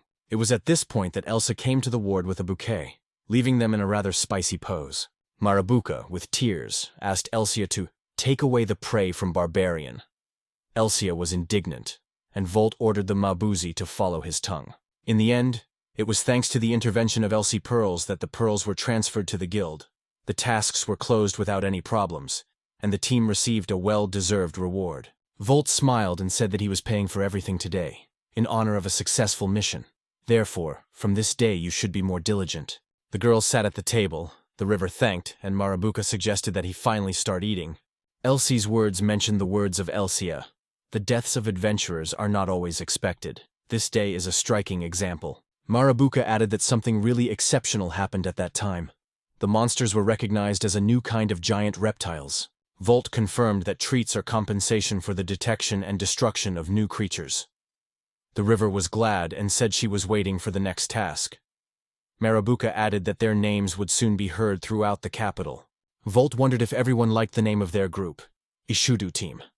He repeated the question. The girls looked at, smiling. The river said that her name to her heart and repeated her aloud. Marabuka supported. This name is the best advertising for beginners with potential. Volt stated that from that moment the name could be considered official. He turned to Shera. Bring a bottle of red wine. And she moved immediately. Meanwhile, other adventurers came to their table. One of them asked if the group was already named. Another suggested that you drink for it. Volt wondered who they were. The river and Marabuk also surrounded. The river replied, This is Ishudu Team. One of the guests said that the simpler the name, the better. Over the years it will not be ashamed. Another remembered how in his youth he chose something pathetic like an underground bishop or world-bearing worlds, and then a detachment of knights entered the tavern. One of them called everyone to silence and asked if there was a call to Merida. It turned out that she was an adventurer of the 10th level. Some from the crowd recognized the detachment as the Imperial Guard. The timid girl in the glasses rose and said she was her. She had a look far from a typical hero. She asked what she needed. The knight replied that it was an incident with a giant heart. Merida tried to get out, but she was interrupted. One of the knights asked directly, she was not the one who called the monster and took him to the capital. The river looked around. Merida was nervous and assured that it was all rumors. She would never have done that. But the knights said they have witnesses. Even if the chance is small, they are required to check. In addition, there is eyewitness testimony. The day before the attack, she had visited tavern in the Red Quarter, where she stated she wanted to burn the capital. River and Marabuk heard it, cold. The bartender, the maid, and the visitors confirmed. Such words were heard, Volt thought. The knight ordered Merida to explain himself. But she hid in the corner and apologized quietly, saying that she was drunk and said nonsense. She confessed that she was experiencing severe separation. The bartender faded, and the knight was suspicious of her gaze. Merida begged to believe that she still needs at least 15 years to learn how to call a creature of this level. She shouted, "A giant of the hearts is a very powerful monster." However, the knight suggested that it could hide the true level. Merida wanted to deny, but she was not listened to. She was ordered to be sent to the guard headquarters. She tried to escape, repeating that it was a mistake. But she was already seized. Some from the crowd denied that such a creature is not even a high-level adventurer. The river said that although she did not know Merida, but did not believe in her guilt. Volt had no connection with Merida, but acknowledged, "The actions of the knights are too cruel." He thought that her only guilt was careless words during the drunk. The situation has become tense. Volt got up. Marabuka asked what he was going to do. The guy approached the carrier of knights and firmly said, "Wait, I heard everything. But you're going to go too far." It became noisy in the tavern. Volt strongly stated, "A charity based only on a drunken joke is a weak proof. Pursuing the wrong, knights will only help a true culprit." He added that it was a waste of strength and taxes. The commander was annoyed. "Who are you?" Volt answered calmly, "An ordinary adventurer." The Pole apologized, they say, just sat side by side. The commander denied that the young man did not criticize the Imperial Knights. He suggested that Volt had a high level. Volt smiled. "I have 0. The commander got out. Volt stretched the certificate. "Everything is officially." The knight rapped, they say, not dare to deceive. Adventurers start from level 1. Volt shrugged. "I am special. You want to know more? Ask a girl." But she intervened. "This beginner of 0 level is the one who overcame the giant. His name is Ishud." Everyone turned. "Is that the thin guy, Schwalten?" someone exclaimed. "Did he overcome the fiery giant of celery?" another asked. Then he joked that it was probably some kind of fiction. The girl was silent. Volt scratched the back of the head. "The weaker the dog, the louder barks." The knights looked at him nervously. The commander shouted that he saw nothing, but the rest began to see strange, as if. Everyone looked at Volta, which became the center of attention. One knight said, "This is our gentleman."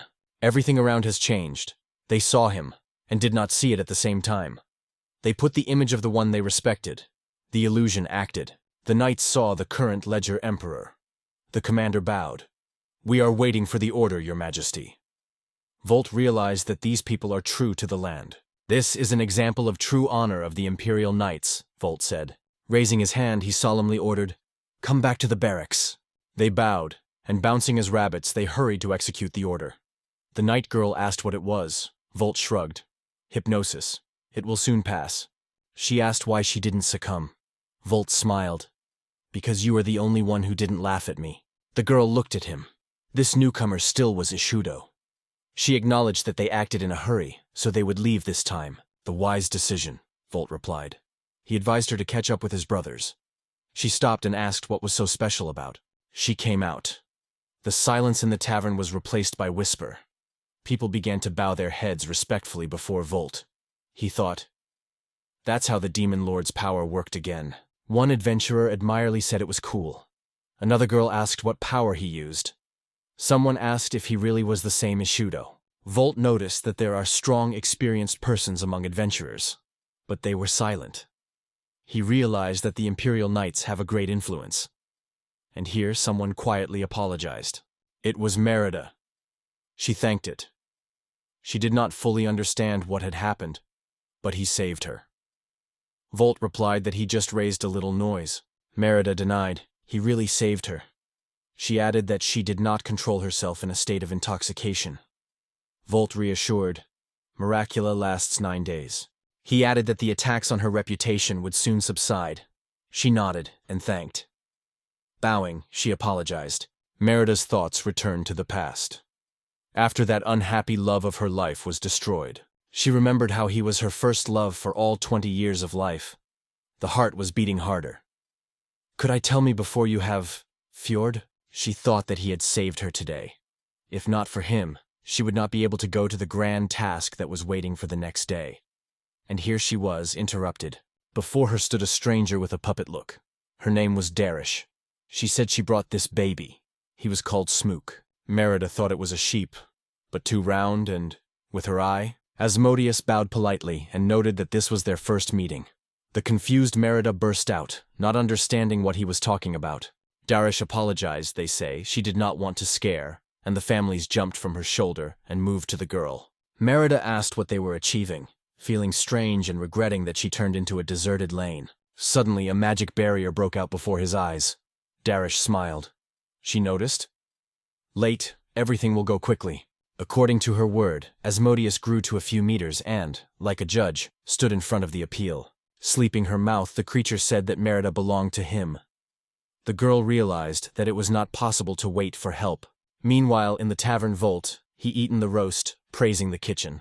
The river noted that even a sandwich was pulling on 3 stars, and Marabuka promised to train until she dropped without strength. It was discouraged, she explained.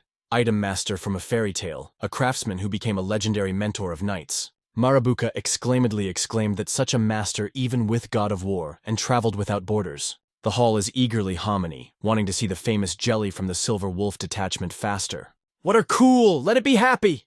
whispered around, admiring the elite unit. Some added that Aerys herself is an unsurpassed beauty, and even intelligence is amazing. The river jumped. "Aerys and everyone else is here!" Marabuka whispers noted that it was exceptionally high-level adventurers, and the girl's eyes shone. Volt was surprised by the ceremonial appearance of the detachment. In such armor they would be reflected. The rider waved Volta from above, and he nodded politely. Marabuka shouted, "Did she be greeted with her?" The crowd was already gossiping about Aerys's boyfriend. Elsia approached the company, greeted the Morning Trinity.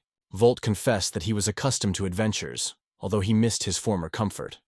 Elsia joked that it should be. He asked the purpose of the parade, around the same top fighters in monster armor. The river apologized, confused in the name.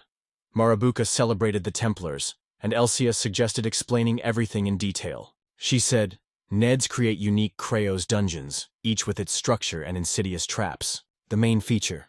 The halls are rebuilt every time. This makes the edge unpredictable. Only 3 levels were investigated, and Volt was designed to go there, but Elsia strictly forbade." Marabuk pointed to a familiar Megan, calling her beautiful.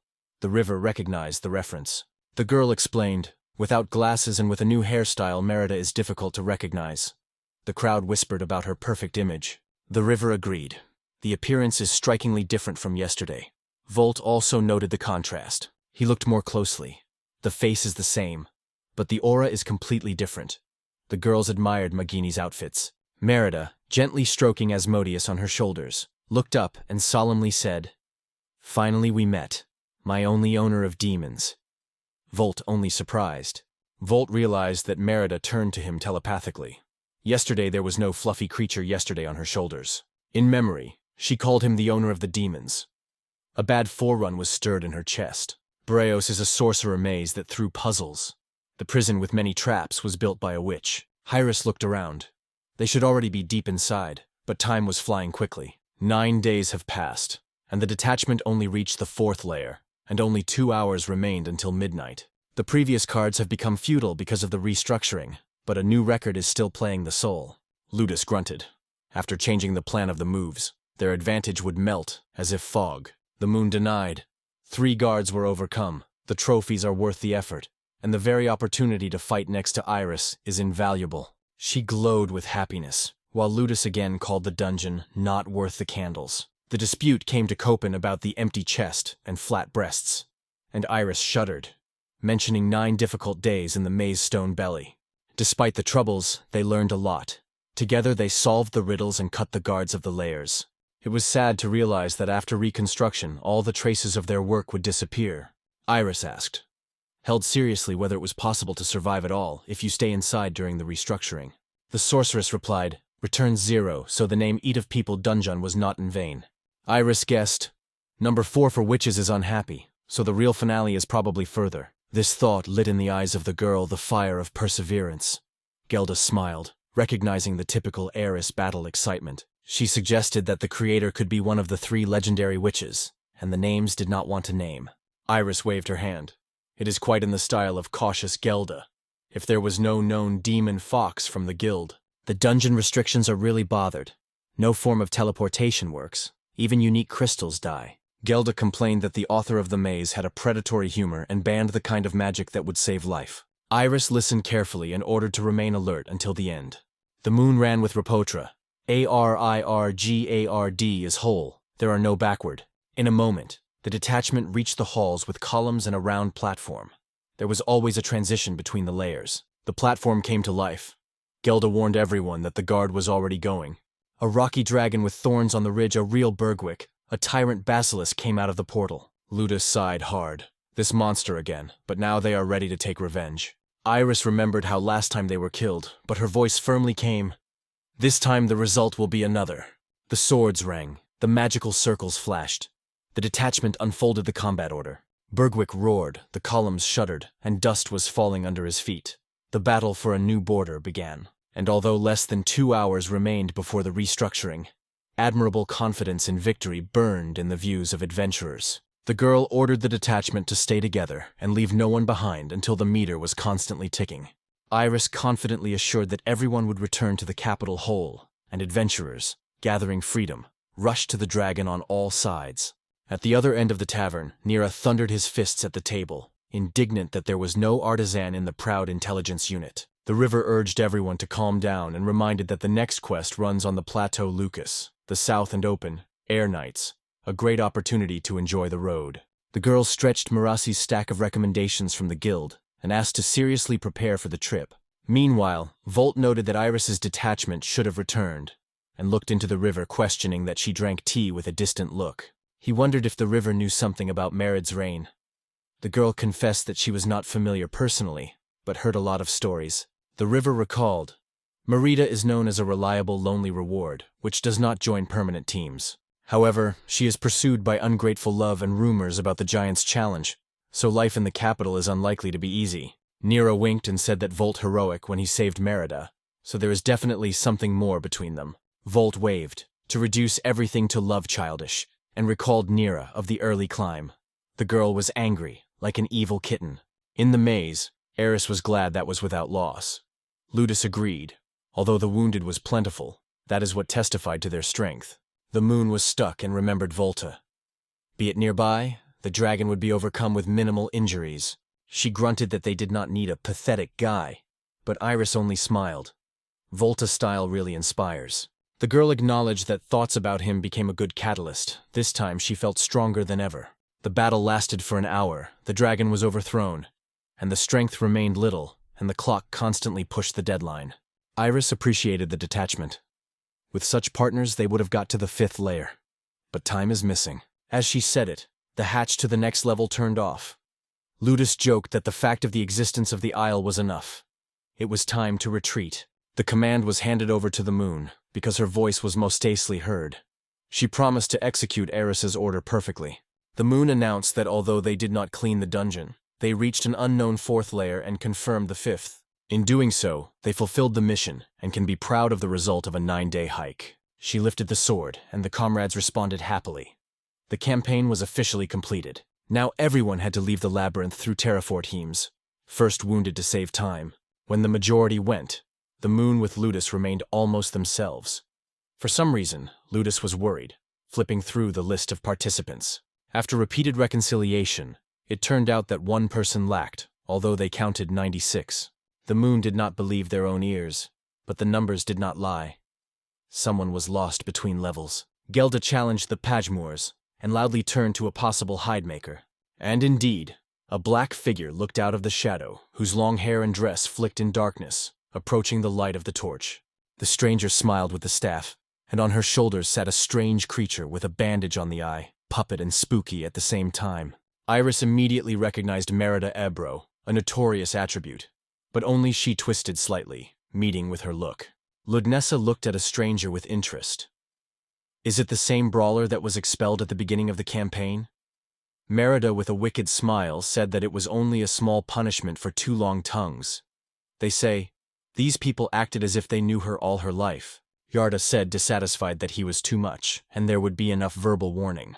The girl behind Meridia to move away, the tension grew, but she recognized that she had discovered. She had to change his face, and that is why she did not say that Jard knew. Lifting the staff, she apologized. Aerys noticed a strange smile. Something in this girl worried her, as if something was wrong inside. Just in the eyes of the stranger turned. It appeared fragile, like a doll. Aerys enveloped a strange anxiety. Lunas made a combat position instantly. He even prepared for the attack, but Jairus remained calm. The girl called herself Dasha, the daughter of a great witch brigand and her only student. She greeted the girls with a smile. The Aerys squad found himself in front of the daughter of a legendary witch, Dasha, who held staff in her hands and looked straight in her soul. But Gerd was not surprised at all. She had already suspected something. Aerys remembered that it was Brigand who had a book of prophecies that Gerda always carried with her. Dasha presented her familiar creature on her shoulders. "Meet Asmodeus." She gently stroked him and asked if a good moment would come today. The beast said that he was not liked when he was called a baby.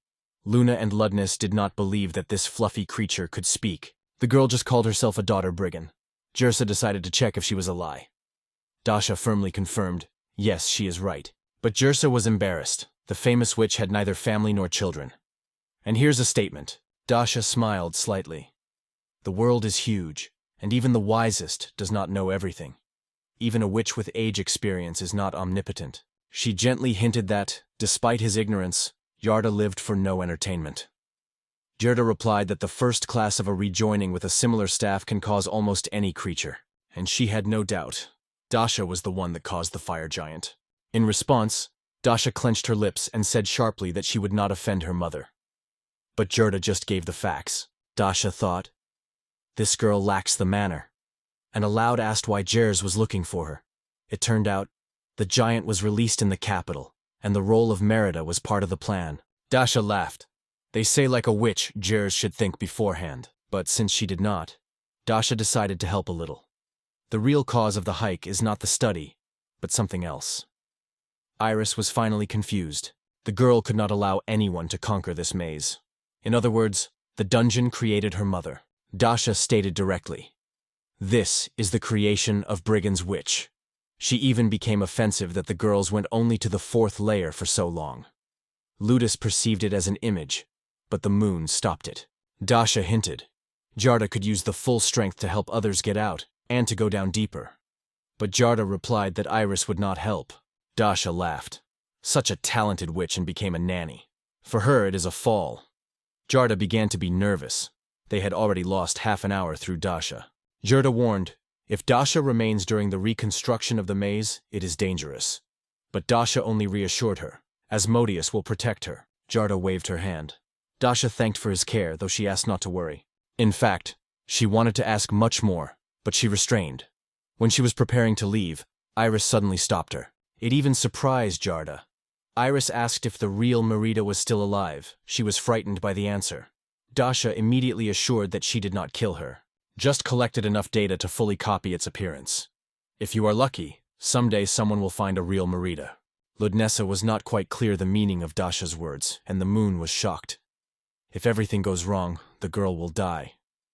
Aerys thought it was awful, but Dasha only laughed and asked not to be so vulnerable. Despite all the pleasure of the conversation, the best option, as Aerys seemed, would be to kill Dasha immediately. Yes, she said goodbye and was going to go. Aerys doubted whether it had to be released and asked Jersa with a question, but she advised not to rush, because first you need to get out. Dasha, turning around, remembered that she was inadvertent. She finished the spell, but did not say the last part. At the same moment, a giant 3-headed creature emerged. A terrible beast looked straight at them. Saying goodbye, Dasha reported. Now she fulfilled everything planned. Cerberus with 3 heads and dozens of eyes jumped and exposed fangs. Ludus swayed. There was no time for battle at all. The moon looked back to her and urged to use the stone, but Ludus panicized. The artifact was scattered on powder. Jers couldn't believe in what was heard. She has already forgotten how dangerous Cerber was. 100 years have passed since the last clash. He had the ability to block the escape and was almost invulnerable to magic and change of status. It was a real curse. Due to the restrictions of the dungeon, they could not use teleportation, neither magic nor object. In addition, there is very little time to restructure the maze. Aerys was not going to give up. She decided to fight to the end and, in despair, imaginally turned to Volt, as if he were side by side. Meanwhile, the hero was in the camp on the hills of Lucas. He was attracted to the aroma of dishes that poured from the campfire. The measure cheerfully said that the meat was not left and raised her hands, they say. It did her ancestors. Volt couldn't believe how quickly she ate everything. It seemed like a moment that was full of meat. The measure replied that you either eat everything or eat you. Volt thought that she should eat a little slower. The river stretched him a plate with hot food and noticed that something was interested. He thanked and noted that although not a season for journey, it was very crowded here. The night seemed surprisingly noisy. The camp was more reminiscent of the festival. The hero did not expect such a crowd. The river guessed that all this was arranged in honor of the return of the reconnaissance, the one who researched Gragios. The river suggested that they were lucky to be here at the right moment. It looked like a Gragios was really close. In addition, the elves heard that the entrance to him was nearby. The scouts seemed to stay here for the night. Volt realized why so many people gathered. The measure decided that they would wait here for Aerys and the rest. She suspected Volt was thinking about Aerys more often than she recognizes. He just smiled. Just care about her. He remembered how Lahar in the kingdom they worked together. He was really interested in Aerys for many reasons. But before he thought, he heard screams. Someone announced the problem. People rushed for help. They shouted about the monster's attack. Volt looked around in a confusion, not understanding what was happening. One of the lizards asked to contact the capital and call the warden. His friend fell on his knees and begged to give water. People surrounded them, trying to help, but he repeated, "Give water." Volt recognized them. These were the same guys he taught in the city. Lizard noticed how someone was approaching and shuddering. Seeing Volta, the lizard faded and immediately bounced, scared. He asked what the hero was doing here. The Volt was surprised, as he recognized him, because he did not call his name. But Lizard said that in the capital everyone knows Volta, one who helped silver wolves destroy the hearts. Volt ordered not to call him a hero, and the lizard apologized. Then Lamsha reported, Aerys and the rest remained in the Gragios. The Volt was stunned, forced him to repeat. It turned out that the third intelligence group went with Aerys and a detachment of silver wolves, but all killed. Now it was a deep night, which meant that the dungeon was beginning to be updated. When restructuring, enter the maze is deadly. It is almost unrealistic to save someone.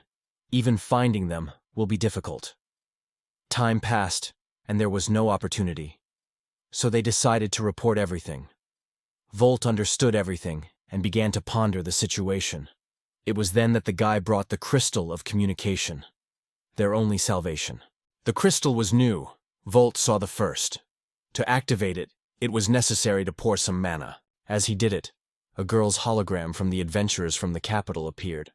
Volt thought it was a truly convenient device for communicating at a distance. Elsie, seeing the river and the measure with the Wolt, was surprised. The girls joyfully greeted, but Lizard interrupted them and said, Miss Elsie, that's her. The lizard exclaimed that the silver wolf's detachment was still inside the Gragios, and the maze has already begun the restructuring. Time was not left at all. Immediate instructions were needed. Elsie was silent. She did not have time to say, as the head of the guild appeared behind her shoulder, a fox with a glass in her hand and a light hole in her voice. She carelessly congratulated everyone. Volt scored as she saw her blushed cheeks. Does this woman understand the seriousness of the situation? The fox was cunningly asking for whom he had it. She assured that for her such a level of inspiration is a working norm. Volt cut off that it is not time to be proud of alcohol resistance right now, and demanded a decision. He recalled that in front of them, the twins are okay to rush at hell, they need a clear plan. The fox sighed and acknowledged that the situation is atypical even to Jersa. It is too much like her own adventures. As a representative of the Capital Guild, she announced an order. Scouts should return to Dawn. Lizard was indignant. It turns out to throw silver wolves. It's inhuman. The fox venned him to cool his head. She explained that the boys had just returned from the grueling 7-day raid without mana and strength. The second hike will only multiply the victim. Suddenly Volt stated that he would go and pull out Aerys and others. The fox checked. He is certain? Volt nodded. A few mugs of ale were killed, neither his endurance nor a mana. Everyone knew. He repeatedly broken the usual rules. And without non-standard skills to save knights is almost unrealistic. Therefore, the bet on his strength is the only chance. The head of the guild has declared an extraordinary quest, an urgent salvation of the Silver Wolf detachment. Volt agreed immediately. He asked for help. Food, water, potions, a lantern crystal, and, if possible, a spare teleport. People ran through the tents behind the supplies. The fox touched the crystal and whispered, Aerys is a sister, the moon, though cold and charming loudest, funny naive, and cool. It would be honest for the whole days. She assured that no matter how bad she does not play the role of the manager, These children will not throw. Volt smiled. Why didn't she say so immediately? The fox solemnly handed him a quest crystal, an official rescue contract. Volt, River, and Measure went immediately. Elsie wished her luck and asked to keep herself, and the fox cheered, the fate of Aerys in their hands. When the connection was broken, Elsie was worriedly asked the fox whether it was necessary to let the Volt a newcomer, the River only the 3rd level, and the Measure at the very first. Gragios requires an elite team. It is dangerous to go there. The fox understood her anxiety and remembered how the girl's eyes were lit when she ordered them to stay. Real comrades did not throw the team.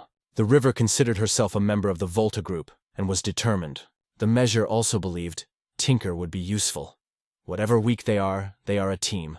Volt, looking at 2 girls, looked a proud older brother, and it moved the fox. All is well, she laughed. Volt is surrounded by wonderful companions. Elsie agreed and gladly served such a wholesale. The fox wandered the temple. A special reward for these madmen should be invented. She asked Elsie to prepare a report and send warnings. Elsie nodded and went to execution. I believe in the Volta team, the fox exclaimed. Meanwhile, the Trinity was already approaching the entrance to the maze. The crowd was fussed in front, the same unwavering and cautious detachments that argued how to act. The road was blocked by disputes. Some shouted that they had to wait for dawn, others to storm it immediately. Volt realized that they arrived in the midst of chaos. It's time to take the initiative. Otherwise, Aerys and her comrades will remain trapped forever. Suddenly before Volt, he appeared. A fluffy wolf jumped into his arms like a faithful dog. The hero is sincerely happy. One of the lizards asked why he was here. Another adventurer replied that the wolf appeared immediately after their departure. Volt recalled something important. KU possessed the unique ability of teleportation, however. Unfortunately, it worked only on himself. The mention of it made the wolf sadly glaze. Volt with regret thought that Gerda could probably be teleporting a whole group. But in this dungeon, some system blocked any spatial magic. The fox suggested that Aerys could have a stone of teleportation with her team. The lizard agreed. He was, without a doubt. But if they have not returned, then the stone has not worked for some reason. It only confirmed the danger. Volt agreed with the conclusions that the situation became clearer. Although there was no time for reflection. They did not know the structure of the maze, so looking blindly, in vain. However, they have a chance. The wolf will be able to catch the smell of Ludus or Aerys. Lamshir expressed his hope that they could return alive, and transferred all the responsibility for the fate of the detachment to Volta. In his brilliant armor, Lizier put the last hope in the hero, whom he considered the winner of the heart. Such a trusting gesture stunned Volta. Without a second, the hero rushed into the dungeon with a single request, to return alive with the detachment. Hardly stepping on the threshold, they met a raging dragon. The Measure screamed of fear when his muzzle appeared right in front of her. The dragon fell freeze, almost not hitting her in her feet. She almost lost control of her, but honor remained inviolable. The situation was dangerous, and the girl did not understand what horror they got into. The Measure regretted that she came here. Everything around threatened life. At the same time, she noticed that the river seemed to be accustomed to this. But when she looked at the pale Elphaean, she realized that she was wrong. The river barely kept and confessed that she almost became a black magic. One explosion would be enough to erase everything around. The Measure hastily warned not to use a fiery ball in a tight corridor. They would breathe even without a flame. The river was horrified. In fact, this place was reminiscent of a closed cave. The Measure reminded, dust and fragments around will only enhance the effect of earth magic.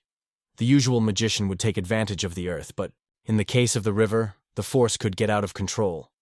She remembered that this was already happened in the Savoy swamp, so now the river has promised to use only the magic of air or water. The Measure of Relief sighed. It was a reasonable decision. While they discussed tactics, Volt destroyed another monster that happened to them. Looking at the mountain of bodies, the girls realized everything that was left for them was to follow the hero. He destroyed every creature with one blow. The battlefield was more released on the cattle moor than the arena. The river felt the alarm. If they were in the place of those dragons, they would have died immediately. The hero stretched and said that such a exercise cleared not only the muscles, but also the head after alcohol. Then he asked how the girls feel. They assured that everything was fine with them, and Volt nodded. The Measure noticed. Even the breath of the hero remained equal. Suddenly, he tensed, heaved, and rushed forward. Volt ordered the girls to go for the queue. He may smell Ludus. He warned, it will not be easy, but he hopes that they can catch up. The measure with the river exchanged views. The measure told not to underestimate her walking, and the river assured that she would go with him at least to hell. The hero smiled, I like it, and rushed forward. Soon he brought them to the deaf wall. The river suggested bypassing it, but it was no longer time. The measure advised to undermine the passage with a grenade, but Volt asked to keep it as a last resort. Nero was surprised without realizing what he conceived. Then Volt turned to Ku, to move away. Then he raised his hand and touched the walls. Volt struck the wall without any effort. A huge prolomane opened in the stone. Ku and the girls froze in surprise. The hero smiled. Nothing complicated. The measure of thought noted that it is better to fist than explosions. Less risk of tunnel. Then the detachment moved after Coke. Sometimes Volt pierced the walls, sometimes the floor or even the ceiling, in fact, variating the maze on the move. The river understood the tactics. In the earthly field it is necessary to beat the wind and water. A minimum of destruction, a maximum of control. She released lightning, and the flash slid on the hero's back. The frightened girl apologized, but Volt just waved. A little friendly fire will not hurt. The main thing, keep the goal. Wiping sweat, he confessed that the heat is good, and the right hall was still not visible. The measure pulled the hemisphere and did not complain. Volt praised her incredible endurance, and the river winked, they say, a real Adam master in action. But you have everything to become a master of objects, the hero said. The measure was inflamed. She did not expect such a compliment. Volt advised to hold on to dreams, promising help if needed. The girl whispered that she did not ask for worry, and he had already crushed another wall. The abyss opened the abyss. The laws of physics did not seem to work here. Ku carefully sniffed, and then confidently jumped into the darkness. Volt ordered him to follow him. The measure of dark, and decided, she has already reached. She will have to jump. How to eat poison is the whole bowl, she whispered, rushing over the wolf. At this time, the Trigolvi Cerbers deeper in the Labyrinth stood the road of the Aerys detachment. Jersa kept the ceiling with gravitational magic. Otherwise the stones would have been buried for a long time. The restructuring has begun, and the sticky is already biting the tunnel. It is impossible to stop the recovery system. The plan was needed. Jerda wanted to use Ku as feasible, but first should be removed. The moon, erupting with battle, transformed and rushed into the frontal attack. She knocked down 2 heads, and the third spat out the flames. I coped! The moon exclaimed, not noticing how the hellish fire closes. The flames were blinded by the girl. Aerys rushed to rescue her, but Ludus stopped. Trust is me! Jersey recalled that Cerber can only be killed by destroying all 3 heads at the same time. Otherwise he will be reborn. Even a pierced heart will not stop him. The third paw has already waved on Aerys a moment, and the girl is trembling. She has no right to fall. Friends depend on her. But the strength was missing, and Aerys shook. At the same moment, the earth exploded, and someone's hands caught it. Sorry that he was slow, Volt said. He evaded the blow of Cerber and appreciated the situation. You chose a fun place. Ludus jumped with joy, and Yers, swallowing surprise, only asked, how did you break here after the restructuring? He reached the extent. Only her bombs can do it in one tact. The measure was suffocated by fear, the whole first level of Tinker. But the hero encouraged, this is her moment. Drop all the grenades right in the mouth, he said. The girl was afraid that the monster would just close his jaw. Aerys has encouraged the measure. She will support and distract. Ludus will help to aim. The river will protect the wind. The measure took a deep breath. I'm ready. And the hand stopped shaking. Volt activated inspiration, raised his hand, time to act. The hero of the Cerbera formed under the blow and stepped sideways, exposing all 3 mouths. The measure rushed forward, spinning the connection with 6 bombs and throwing them at once in all 3 pharynx. Aerys covered the wind with a gust to fly deeper. The river created a water curtain to restrain the flames. The rapt explosion of the dungeon.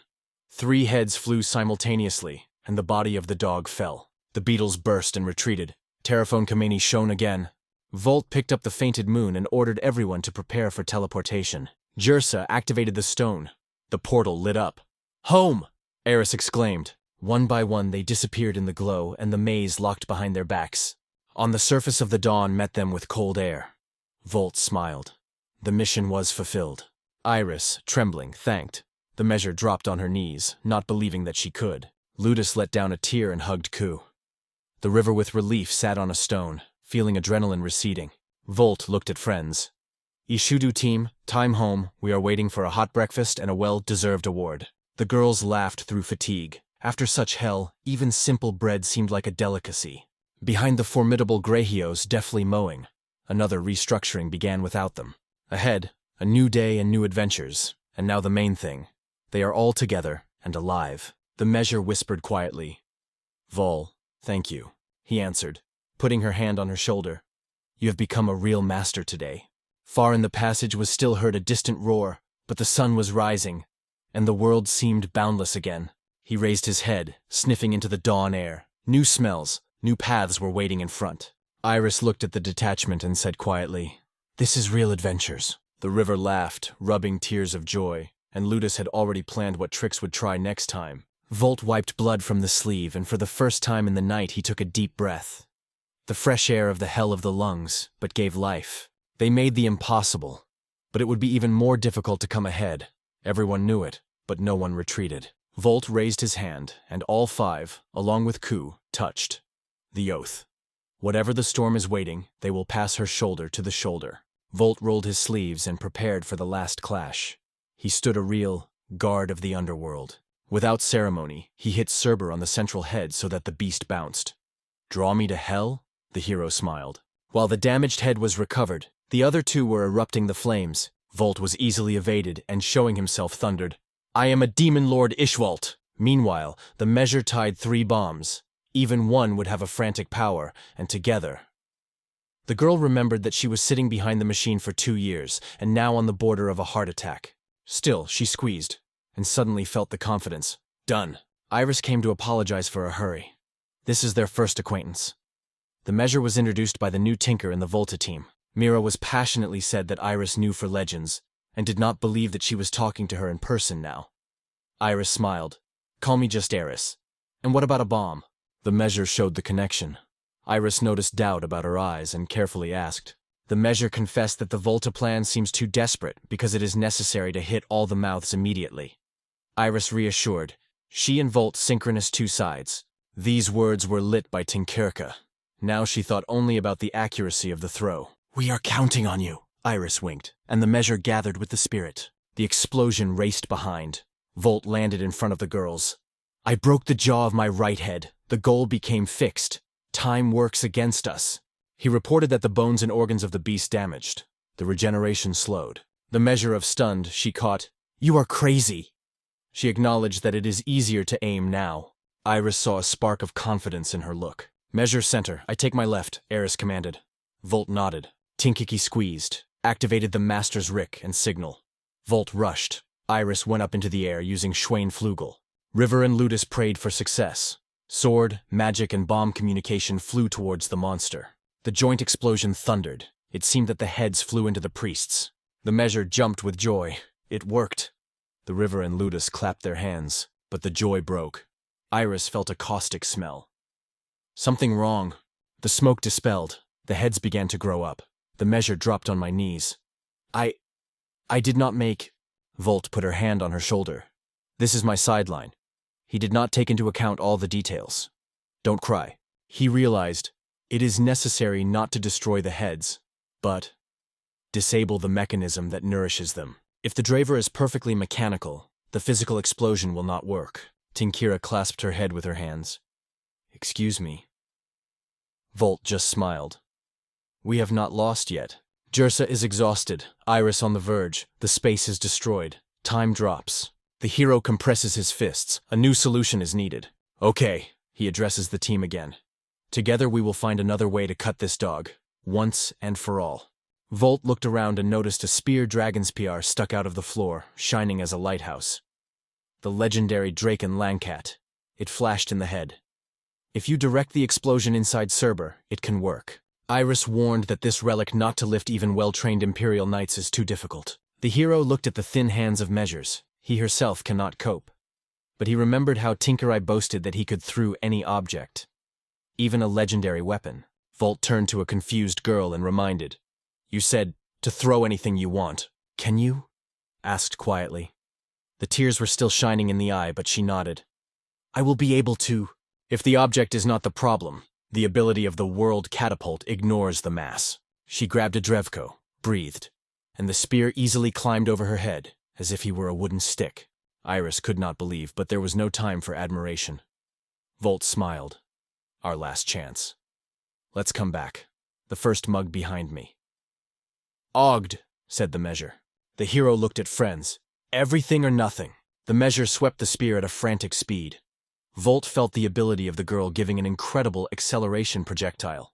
Ludus and the river strengthened the throw by the wind, shouting the words of support. End! They shouted from Aerys at the same time. Lancet, Volt, and Arrow Aerys reached the hole at the same moment. Far in the other part of Dasha's dungeon, the daughter of a witch, she had already opened her mother's chest.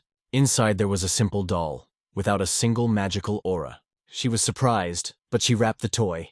It is probably a gift. Asmodee asked what would be with the dungeons further.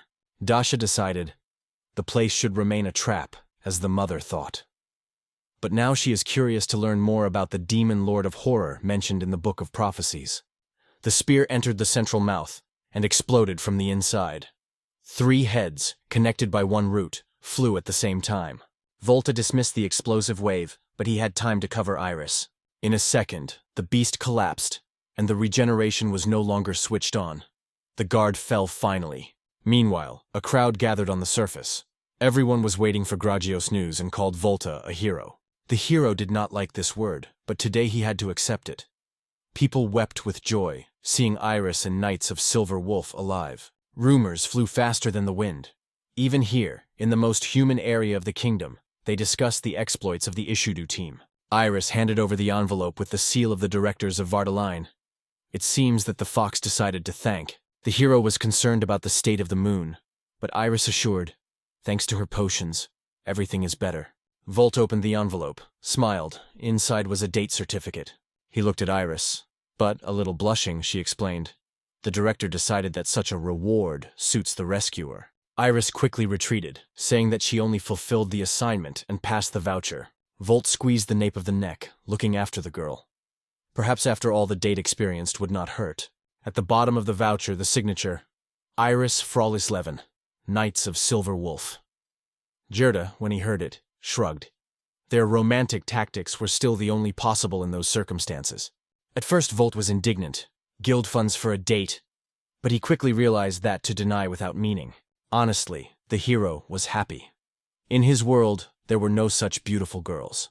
However, he was not sure that a meeting near the city's clock was the best idea, especially if both came from the Demon Lord. The measure laughed. Volta's thoughts are read from the face. Ludus anticipated a grand spectacle, and the river still did not understand why they were hiding. Ludus winked. This is a place for dates. The atmosphere is quite different than in the throne room. It seemed to Volt that he was hearing whispers. He looked around. Only passers-by with baskets. He shook the excitement. I'm nervous? It's not like me.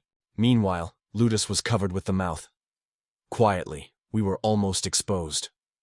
The masking almost failed. The measure rejoiced that Ludus was with them, and she answered, such a show to miss Sin. The river agreed. After the dungeon, everyone was adding levels. There was something to celebrate. The measure proudly showed a token. Now she is Tinker 3. The river is a magician of the 3rd. Ludus greeted, another level, and you are the average adventurer. The river was amazed at its growth. The measure confessed, the body hurt after the battle, but it managed to climb from the bed to the performance. Volt still remained at 0. It made Ludus think, a strange system of levels. Suddenly, the measure showed Aerys that appeared in a lush dress. Ludus called everyone closer to the gesture. Aerys apologized for the delay. Seeing her, Volt felt a Kadapian arrow right into the heart, and blushed. The river was enthusiastically whispered, incredible. The dress really suited. Ludus quietly noted, Aerys did not have fallen out of style, unlike her. Aerys came to a confused Volt, looked at his blush. I just came, he grunted, looking away. The measure whispered to the girls, look what's shy. Even a joint bath did not embarrass the hero as a modest smile Aerys, Ludus through the river. Ah, exquisite ladies, his weakness. Volt offered to take a walk, Aerys agreed. He did not have a plan, improvisation. Seeing her indecision, Volt asked what was the matter. It turned out that Ludus said that on a date it was necessary to hold hands. Aerys took her eyes. If you don't mind. Volt, the winning, stretched his palm. In her fingers, the hero's hand seemed surprisingly warm. Suddenly, Volt remembered. He was 30, and Aerys, only 15. Then he remembered that he was 18-year-old in guild papers, sighed with relief. I will understand later, he decided, and moved forward, pulling the girl behind. From the bushes, their romance watched the three spy. The scene was invaluable. They visited several shops, lunch at the junction, everything on a normal date. Subsequently, the park was strolled to the park. Volt felt easy. The day passed typical for the first date. After the pancakes, Aerys was glad. I missed that taste. Volt agreed that they were lucky to find a cozy eatery. The sun was inclined to the horizon, and both, a little yet embarrassed, they realized that their official date was better than they could imagine. Aerys asked about his pancake with interest. Volt confessed with a smile that he had chosen a stuffing from a juicy sausage and a string cheese. It sounded appetizing. He then suggested, "Where is it now?" "Choose any direction." Volt thought that she was probably wounding to the weapons or armor shop, and was not mistaken. Aerys was confessed to what was there that he was pulling there, although it follows the advice of Ludus, to behave like an ordinary girl. Intrigued, Volt wondered what a tricky elfian cunning was so much. Aerys was telling that today she is not a knight, but a young lady, so to measure the swords in the store's unworthy. Volt sighed heavily. Here's a girl check. Listen, my attitude towards other people's hobbies will be quite tolerated, he smiled, promising not to condemn her admiration with sustainability and blades. Aerys thanked joyfully, making sure that Volt would really make her company. The rest of the details were no longer important. So they went to the shop, Victory Song of the God of War. Karen's mistress immediately noticed their parody, and, winning, called them lovers, forcing Aerys to spare even harder. Karen was passionate about her tongue. What is the rapid development of relationships? And Aerys, hiding her eyes, seemed that she did not understand anything. Only the cheeks were burning. The shopkeeper remembered that the sword of Miss Celestine needed additional editing. Aerys assured that they would not go anywhere until the moon was completely recovering, and signed the invoice for delivery. Karen drew attention. Volta was talking about the whole city, they say. A hero without weapons saved a detachment. Aerys just smiled. Listening to it is nice. Here, Karen remembered their long, standing conversation about the Eastern Yatagan and the one, laid mono here. Volt had already forgotten that he asked. She conducted an investigation. One race of dwarf masters, the real magicians of Gorna, works the best of monitoring. Karen dwarfs, Karen explained, belong to the fairies, so it is not surprising that Volt has not heard about them yet. Everything that responds to the owner's mana is considered a magical weapon. The Eastern Japan is also in this list, so the hero's heart has scored faster. So find a master brew and we'll have your own personal charm. But there is a problem. Today the native settlement of the dwarfs is threatened. There would be to go. Karen sighed. Young people leave the pots, choosing fast earnings in the capital. So the real blacksmiths are short. That's the whole story. The shopkeeper waved his tail modestly, but happiness glowed in her eyes. Her tale was inadvertently assured. Aerys smiled gently. Karen rejoices when she can help.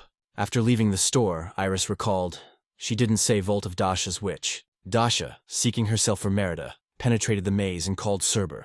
All this was carefully planned. True Merida was found exhausted with partial amnesia, but alive, and this is a relief. Volt sighed with relief, at least no casualties. The guards and guild are still looking for Dasha, but Aerys is doubting that they are caught. Instead, Jarda plunged into her own investigation. About the witch of Brigand Katma. The chronicles are only a mention of evil throughout the world, without dates of life and death. You can learn more from Jarda himself. Aerys suggested that the dragon god's scales store.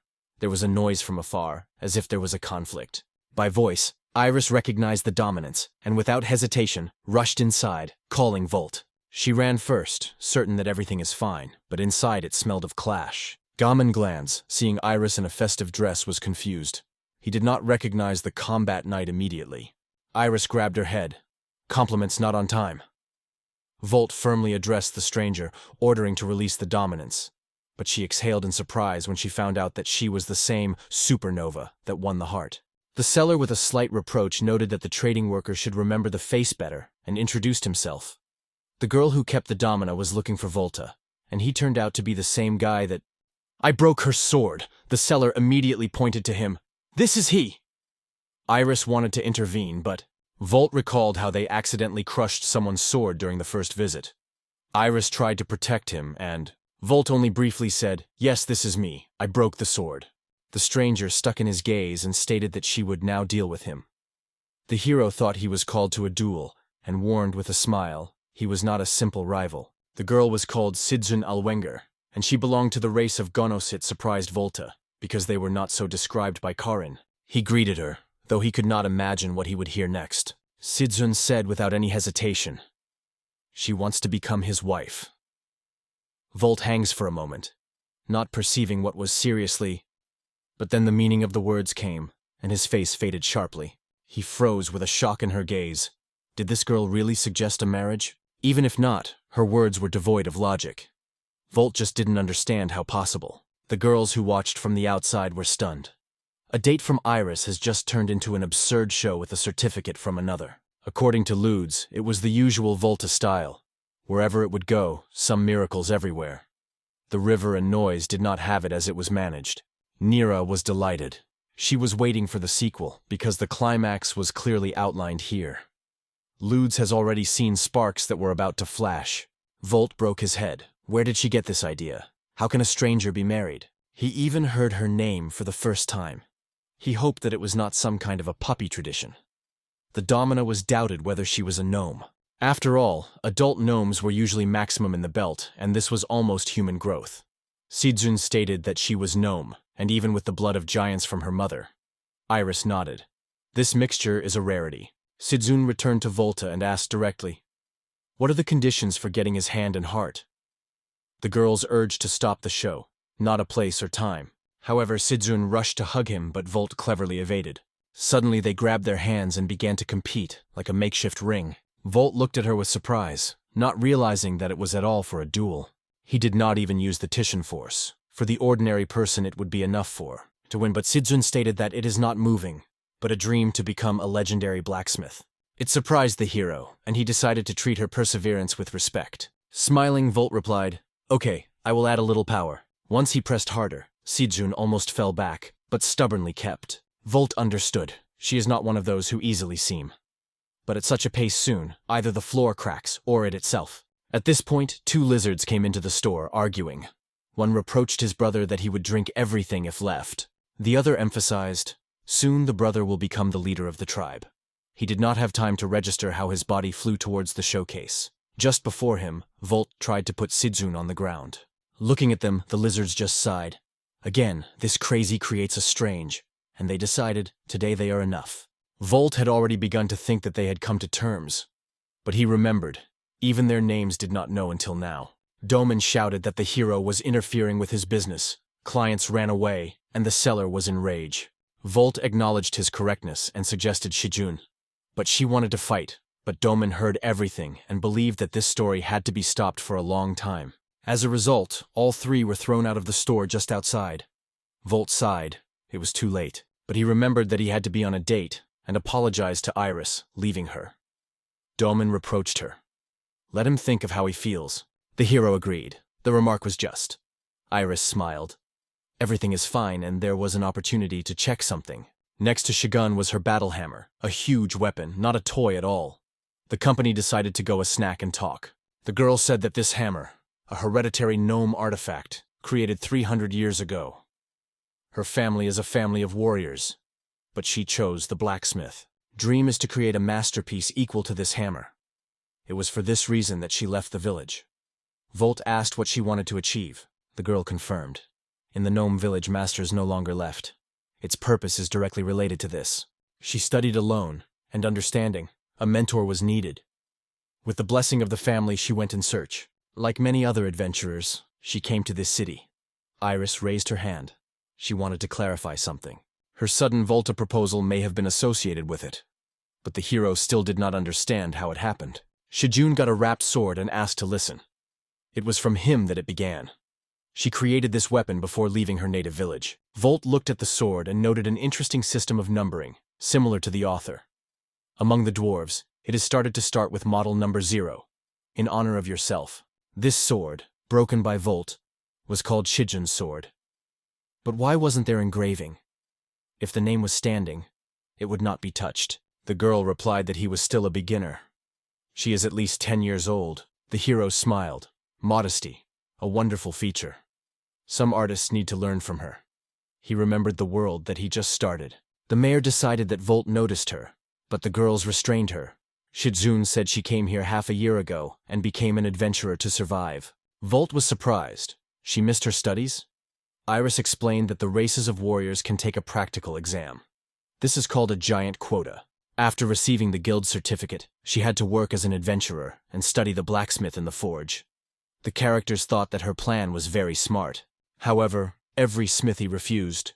This is not a women's business. Aerys guessed that it had injured her. Shizune clasped his fists. She was ready for prejudice, but it was different. She was not believed that she was from the dwarfs. The hero sympathized. He remembered how he was not believed, and thought that he belonged to a religious cult. Volt extended her a piece of cake and suggested eating. Shizune shone. It seemed to her that he was good, although it looked like it was feeding the animal. Despite the fighting hammer, her clothes were shabby, her stomach was empty, and the bag was light. He decided to find out if she was really alone. The girl confirmed. She is difficult with people, so she prefers to work alone. Volt agreed is difficult. But Shigen reported that she had already reached the 3rd level. Everyone was surprised. The 3rd level in half a year? It's incredible, she explained. All thanks to Mjolnir's hammer. It is inaccurate but very powerful. She has won the strong monsters herself. But lived almost in a way. Sometimes there was not enough food, or at night. Volt remembered that their adventure paths were very different. One day, returning from the task to the guild, hungry to the exhaustion, Shizune suddenly noticed. Her sword disappeared. Fatigue and famine were scattered. She did not remember where she went. Within 2 months, the sword was considered lost. And only today, entering the scale of the dragon god, she accidentally came across him. But already broken, it shocked her. And that is where she met Volta, who she wanted to get married. As soon as he asked to stop at this moment. Volt noted. Everything went logically until she jumped immediately. He did not understand what the wedding was here. If there are no blacksmiths in the village of gnomes, and young people do not want to learn, then the technique of processing demonic ore will disappear. Shizune is the last hope of his village and possibly all history. The hero decided to ask another question. Shizune was already ready to go. Volt heard that only gnomes can forge weapons from demonic ore. The girl confirmed. If such a weapon is needed, you cannot do without a dwarf. He wanted to get the ore to give him a sword. Shizune knew everything about her from the documents and had a little experience. Aerys and Volt were amazed, but she was embarrassed. There was little experience. She had no workshop. She is now a traveler, and the hero thought it was too expensive for her. But Shizune did not seem. She dreamed of creating the most powerful magic blade in history. This inspired Volta to a new opinion. He appealed enthusiastically to the daughter of a giant and a gnome, ordering her to listen. He announced with a smile that from that moment she was a member of his detachment. But the girl did not understand what that means. In simple words, he wanted it to become part of the Volta team. And the marriage has not yet been discussed. If she continues to live so on, the dream will never reach. She knew it. Shizune confessed that she had arrived in the capital, only killed monsters, but never kept a blacksmith instrument. So it's time to decide. Volt will take care of her training as soon as possible. But the girl perceived it as an offer of hand. Shizune apologized, but sincerely rejoiced in his words. She bowed and said that he was glad to meet him. Meanwhile, other girls discussed a new team member. Ludus thought that Shizune would look great in the role of a warrior. Aerys recalled that she had not yet told her work and asked her to give her a word. Shizune did not understand what it was about, so Aerys said she had to have a certificate. Aerys had already thought that she had lost it, and Shizune remembered. She was with her. She only taught Laharian language and could only read the names. Volt noted that she should learn to read properly. Aerys looked into the document, class, Berserk. It seemed to the hero that they had come across something restless. Aerys agreed, a rare and shocking profession. And more surprised another, if the information is correct, Shizune is only 10 years old. Volt froze. Such news was stunning, and the girls who were looking at could not believe either. Volt asked directly, and she answered calmly. Yes, she really did not see anything strange about it. Volt could not imagine how a mixture of a giant and a gnome could look, and here's an example. But the most fair. She offered him a marriage at that age. Aerys' verse touched the breast and felt the complex. Shijun explained that in the village of gnomes, adulthood occurs at 12 years. There are only 2. Volt realized that with every new phrase the situation is only crazy. While Aerys fought with thoughts, Shijun asked Volta to ask something. It seemed to her that a woman nearby was his beloved, and she wanted to know if it was true. Aerys felt as if she was poured with ice water. Volt also did not expect such. He looked at the redness Aerys and answered, "No, that's not." He remembered that he did not even introduce her. He explained, "She is his guard." Together they live in one visiting house, repeatedly fought side by side. That is, they are adventure comrades, and Shijun understood it immediately. However, Volt wondered. As such an ancient adventurer, she still has not heard about Aerys. Obviously, she was only interested in blacksmithing and food. Hayers confessed that it was the first time she met Berserker. This is a very rare profession. Even if she is surprised, then everything is serious. Race, age, gender, everything doesn't matter. Among all classes, the most rare was Berserk. Aerys still did not know how to get such power. It is impossible to become a Berserker without the appropriate gift. This made it even more exciting for Volt. Aerys got up and asked Shijun about the service. Luda smiled and covered her face with her hand. It seemed that she already knew what would be next. Aerys wanted to see Berserko's ability with her own eyes. The girl reached out to Shigun and said she would be honest with her if she allowed. Aerys was waiting for the answer, until Shijun chewed the pie. The audience was amazed. This girl looked like a legendary Rose West. Some thought they just got to them. Volt was warned by Aerys. Shijun is only 3rd level, and it is as many as 12. The girl spinned the hammer and replied boldly. In the Berserk mode, her strength reaches to the 13th level, so everything is fine. Aerys only shook her head. It looks like romantic walks, not for me, and pulled out a hidden knife. Observers have broken. The scene quickly turned into a love duel. Ludus smiled. The passions were boiling. The river thought, this 3 moves like a veteran. Ludus did not agree. The hammer did all the work. It is only worth looking. At present, Aerys did not even go on the offensive, only blocked and evaded, studying the rhythm of the rival. After the next attempt, she noted, Shijun's scope is wonderful, but the hammer sets deeper into the ground. Shijun thought about a direct blow, only one accurate. She waved, but Aerys stopped the hammer with a blade, as if it were a little thing. Shijun's cheeks swept away from the insult. Let's try yet, turned, thinking that he was invincible. But Aerys easily shattered and noted, you rely on weapons. The crowd thundered, acknowledged the victory of Aerys. The girls clapped, cool! The river raised her hands highly, and the measure was glad that without serious injuries. She noticed, Shijun does not think to stop. On the face of Aerys, a disappointment was read. Without Berserker, the battle was uninteresting. She was surprised why Shijun did not activate his ability. Without her to win. Landing, the slurry sighed. If it was so simple, I would not be fighting. Aerys wanted to find out how she then turned on Berserk. She asked to remember that moment. Shijun said that there was a festival in the village of Nomoth. She sought to taste the roast griffin. And it was in the moment when the mossy was taken from her hands, the switch worked. Volt concluded that the ability activates a strong external stimulus. Aerys suggested to try another approach. Aerys grabbed Volta by hand and stated that she was taking it from this city. Shijun frozen, eyes wide open. Nira, Ludnessa, and the river just lost the gift of language. No one expected such a turn from Aerys. Pulling the boy behind, Aerys shouted to run behind her without unnecessary questions. Ludnessa was flooded with a blush. The hot scene puzzled her. Nara, on the contrary, exclaimed that something interesting was finally beginning, and the river looked at Shijun with fear. Something went wrong. Lowering her head, Shijun could not understand how Aerys could do so. After all, she already imagined Volta's wife, but Shijun's gaze changed. She squeezed a fighting hammer and whispered that she would not forgive. The wind came around. The body was covered with zippers. Berserko's regime was activated. Ludness has no doubt. This girl is really level 13, and now she is ready for battle. Shijun rushed rapidly after. The fugitives were already in her field of view.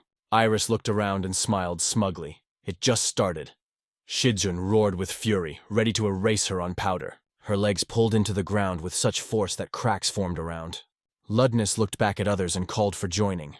The measure is without thought. And the river noticed, instead of fear, girls have interest on their faces. The hero turned and exclaimed to Aerys. He felt that the situation was getting crazy. Volt was surprised that the behavior of Shigun was too strange to ordinary berserkers. Aerys nodded. Only she can only be.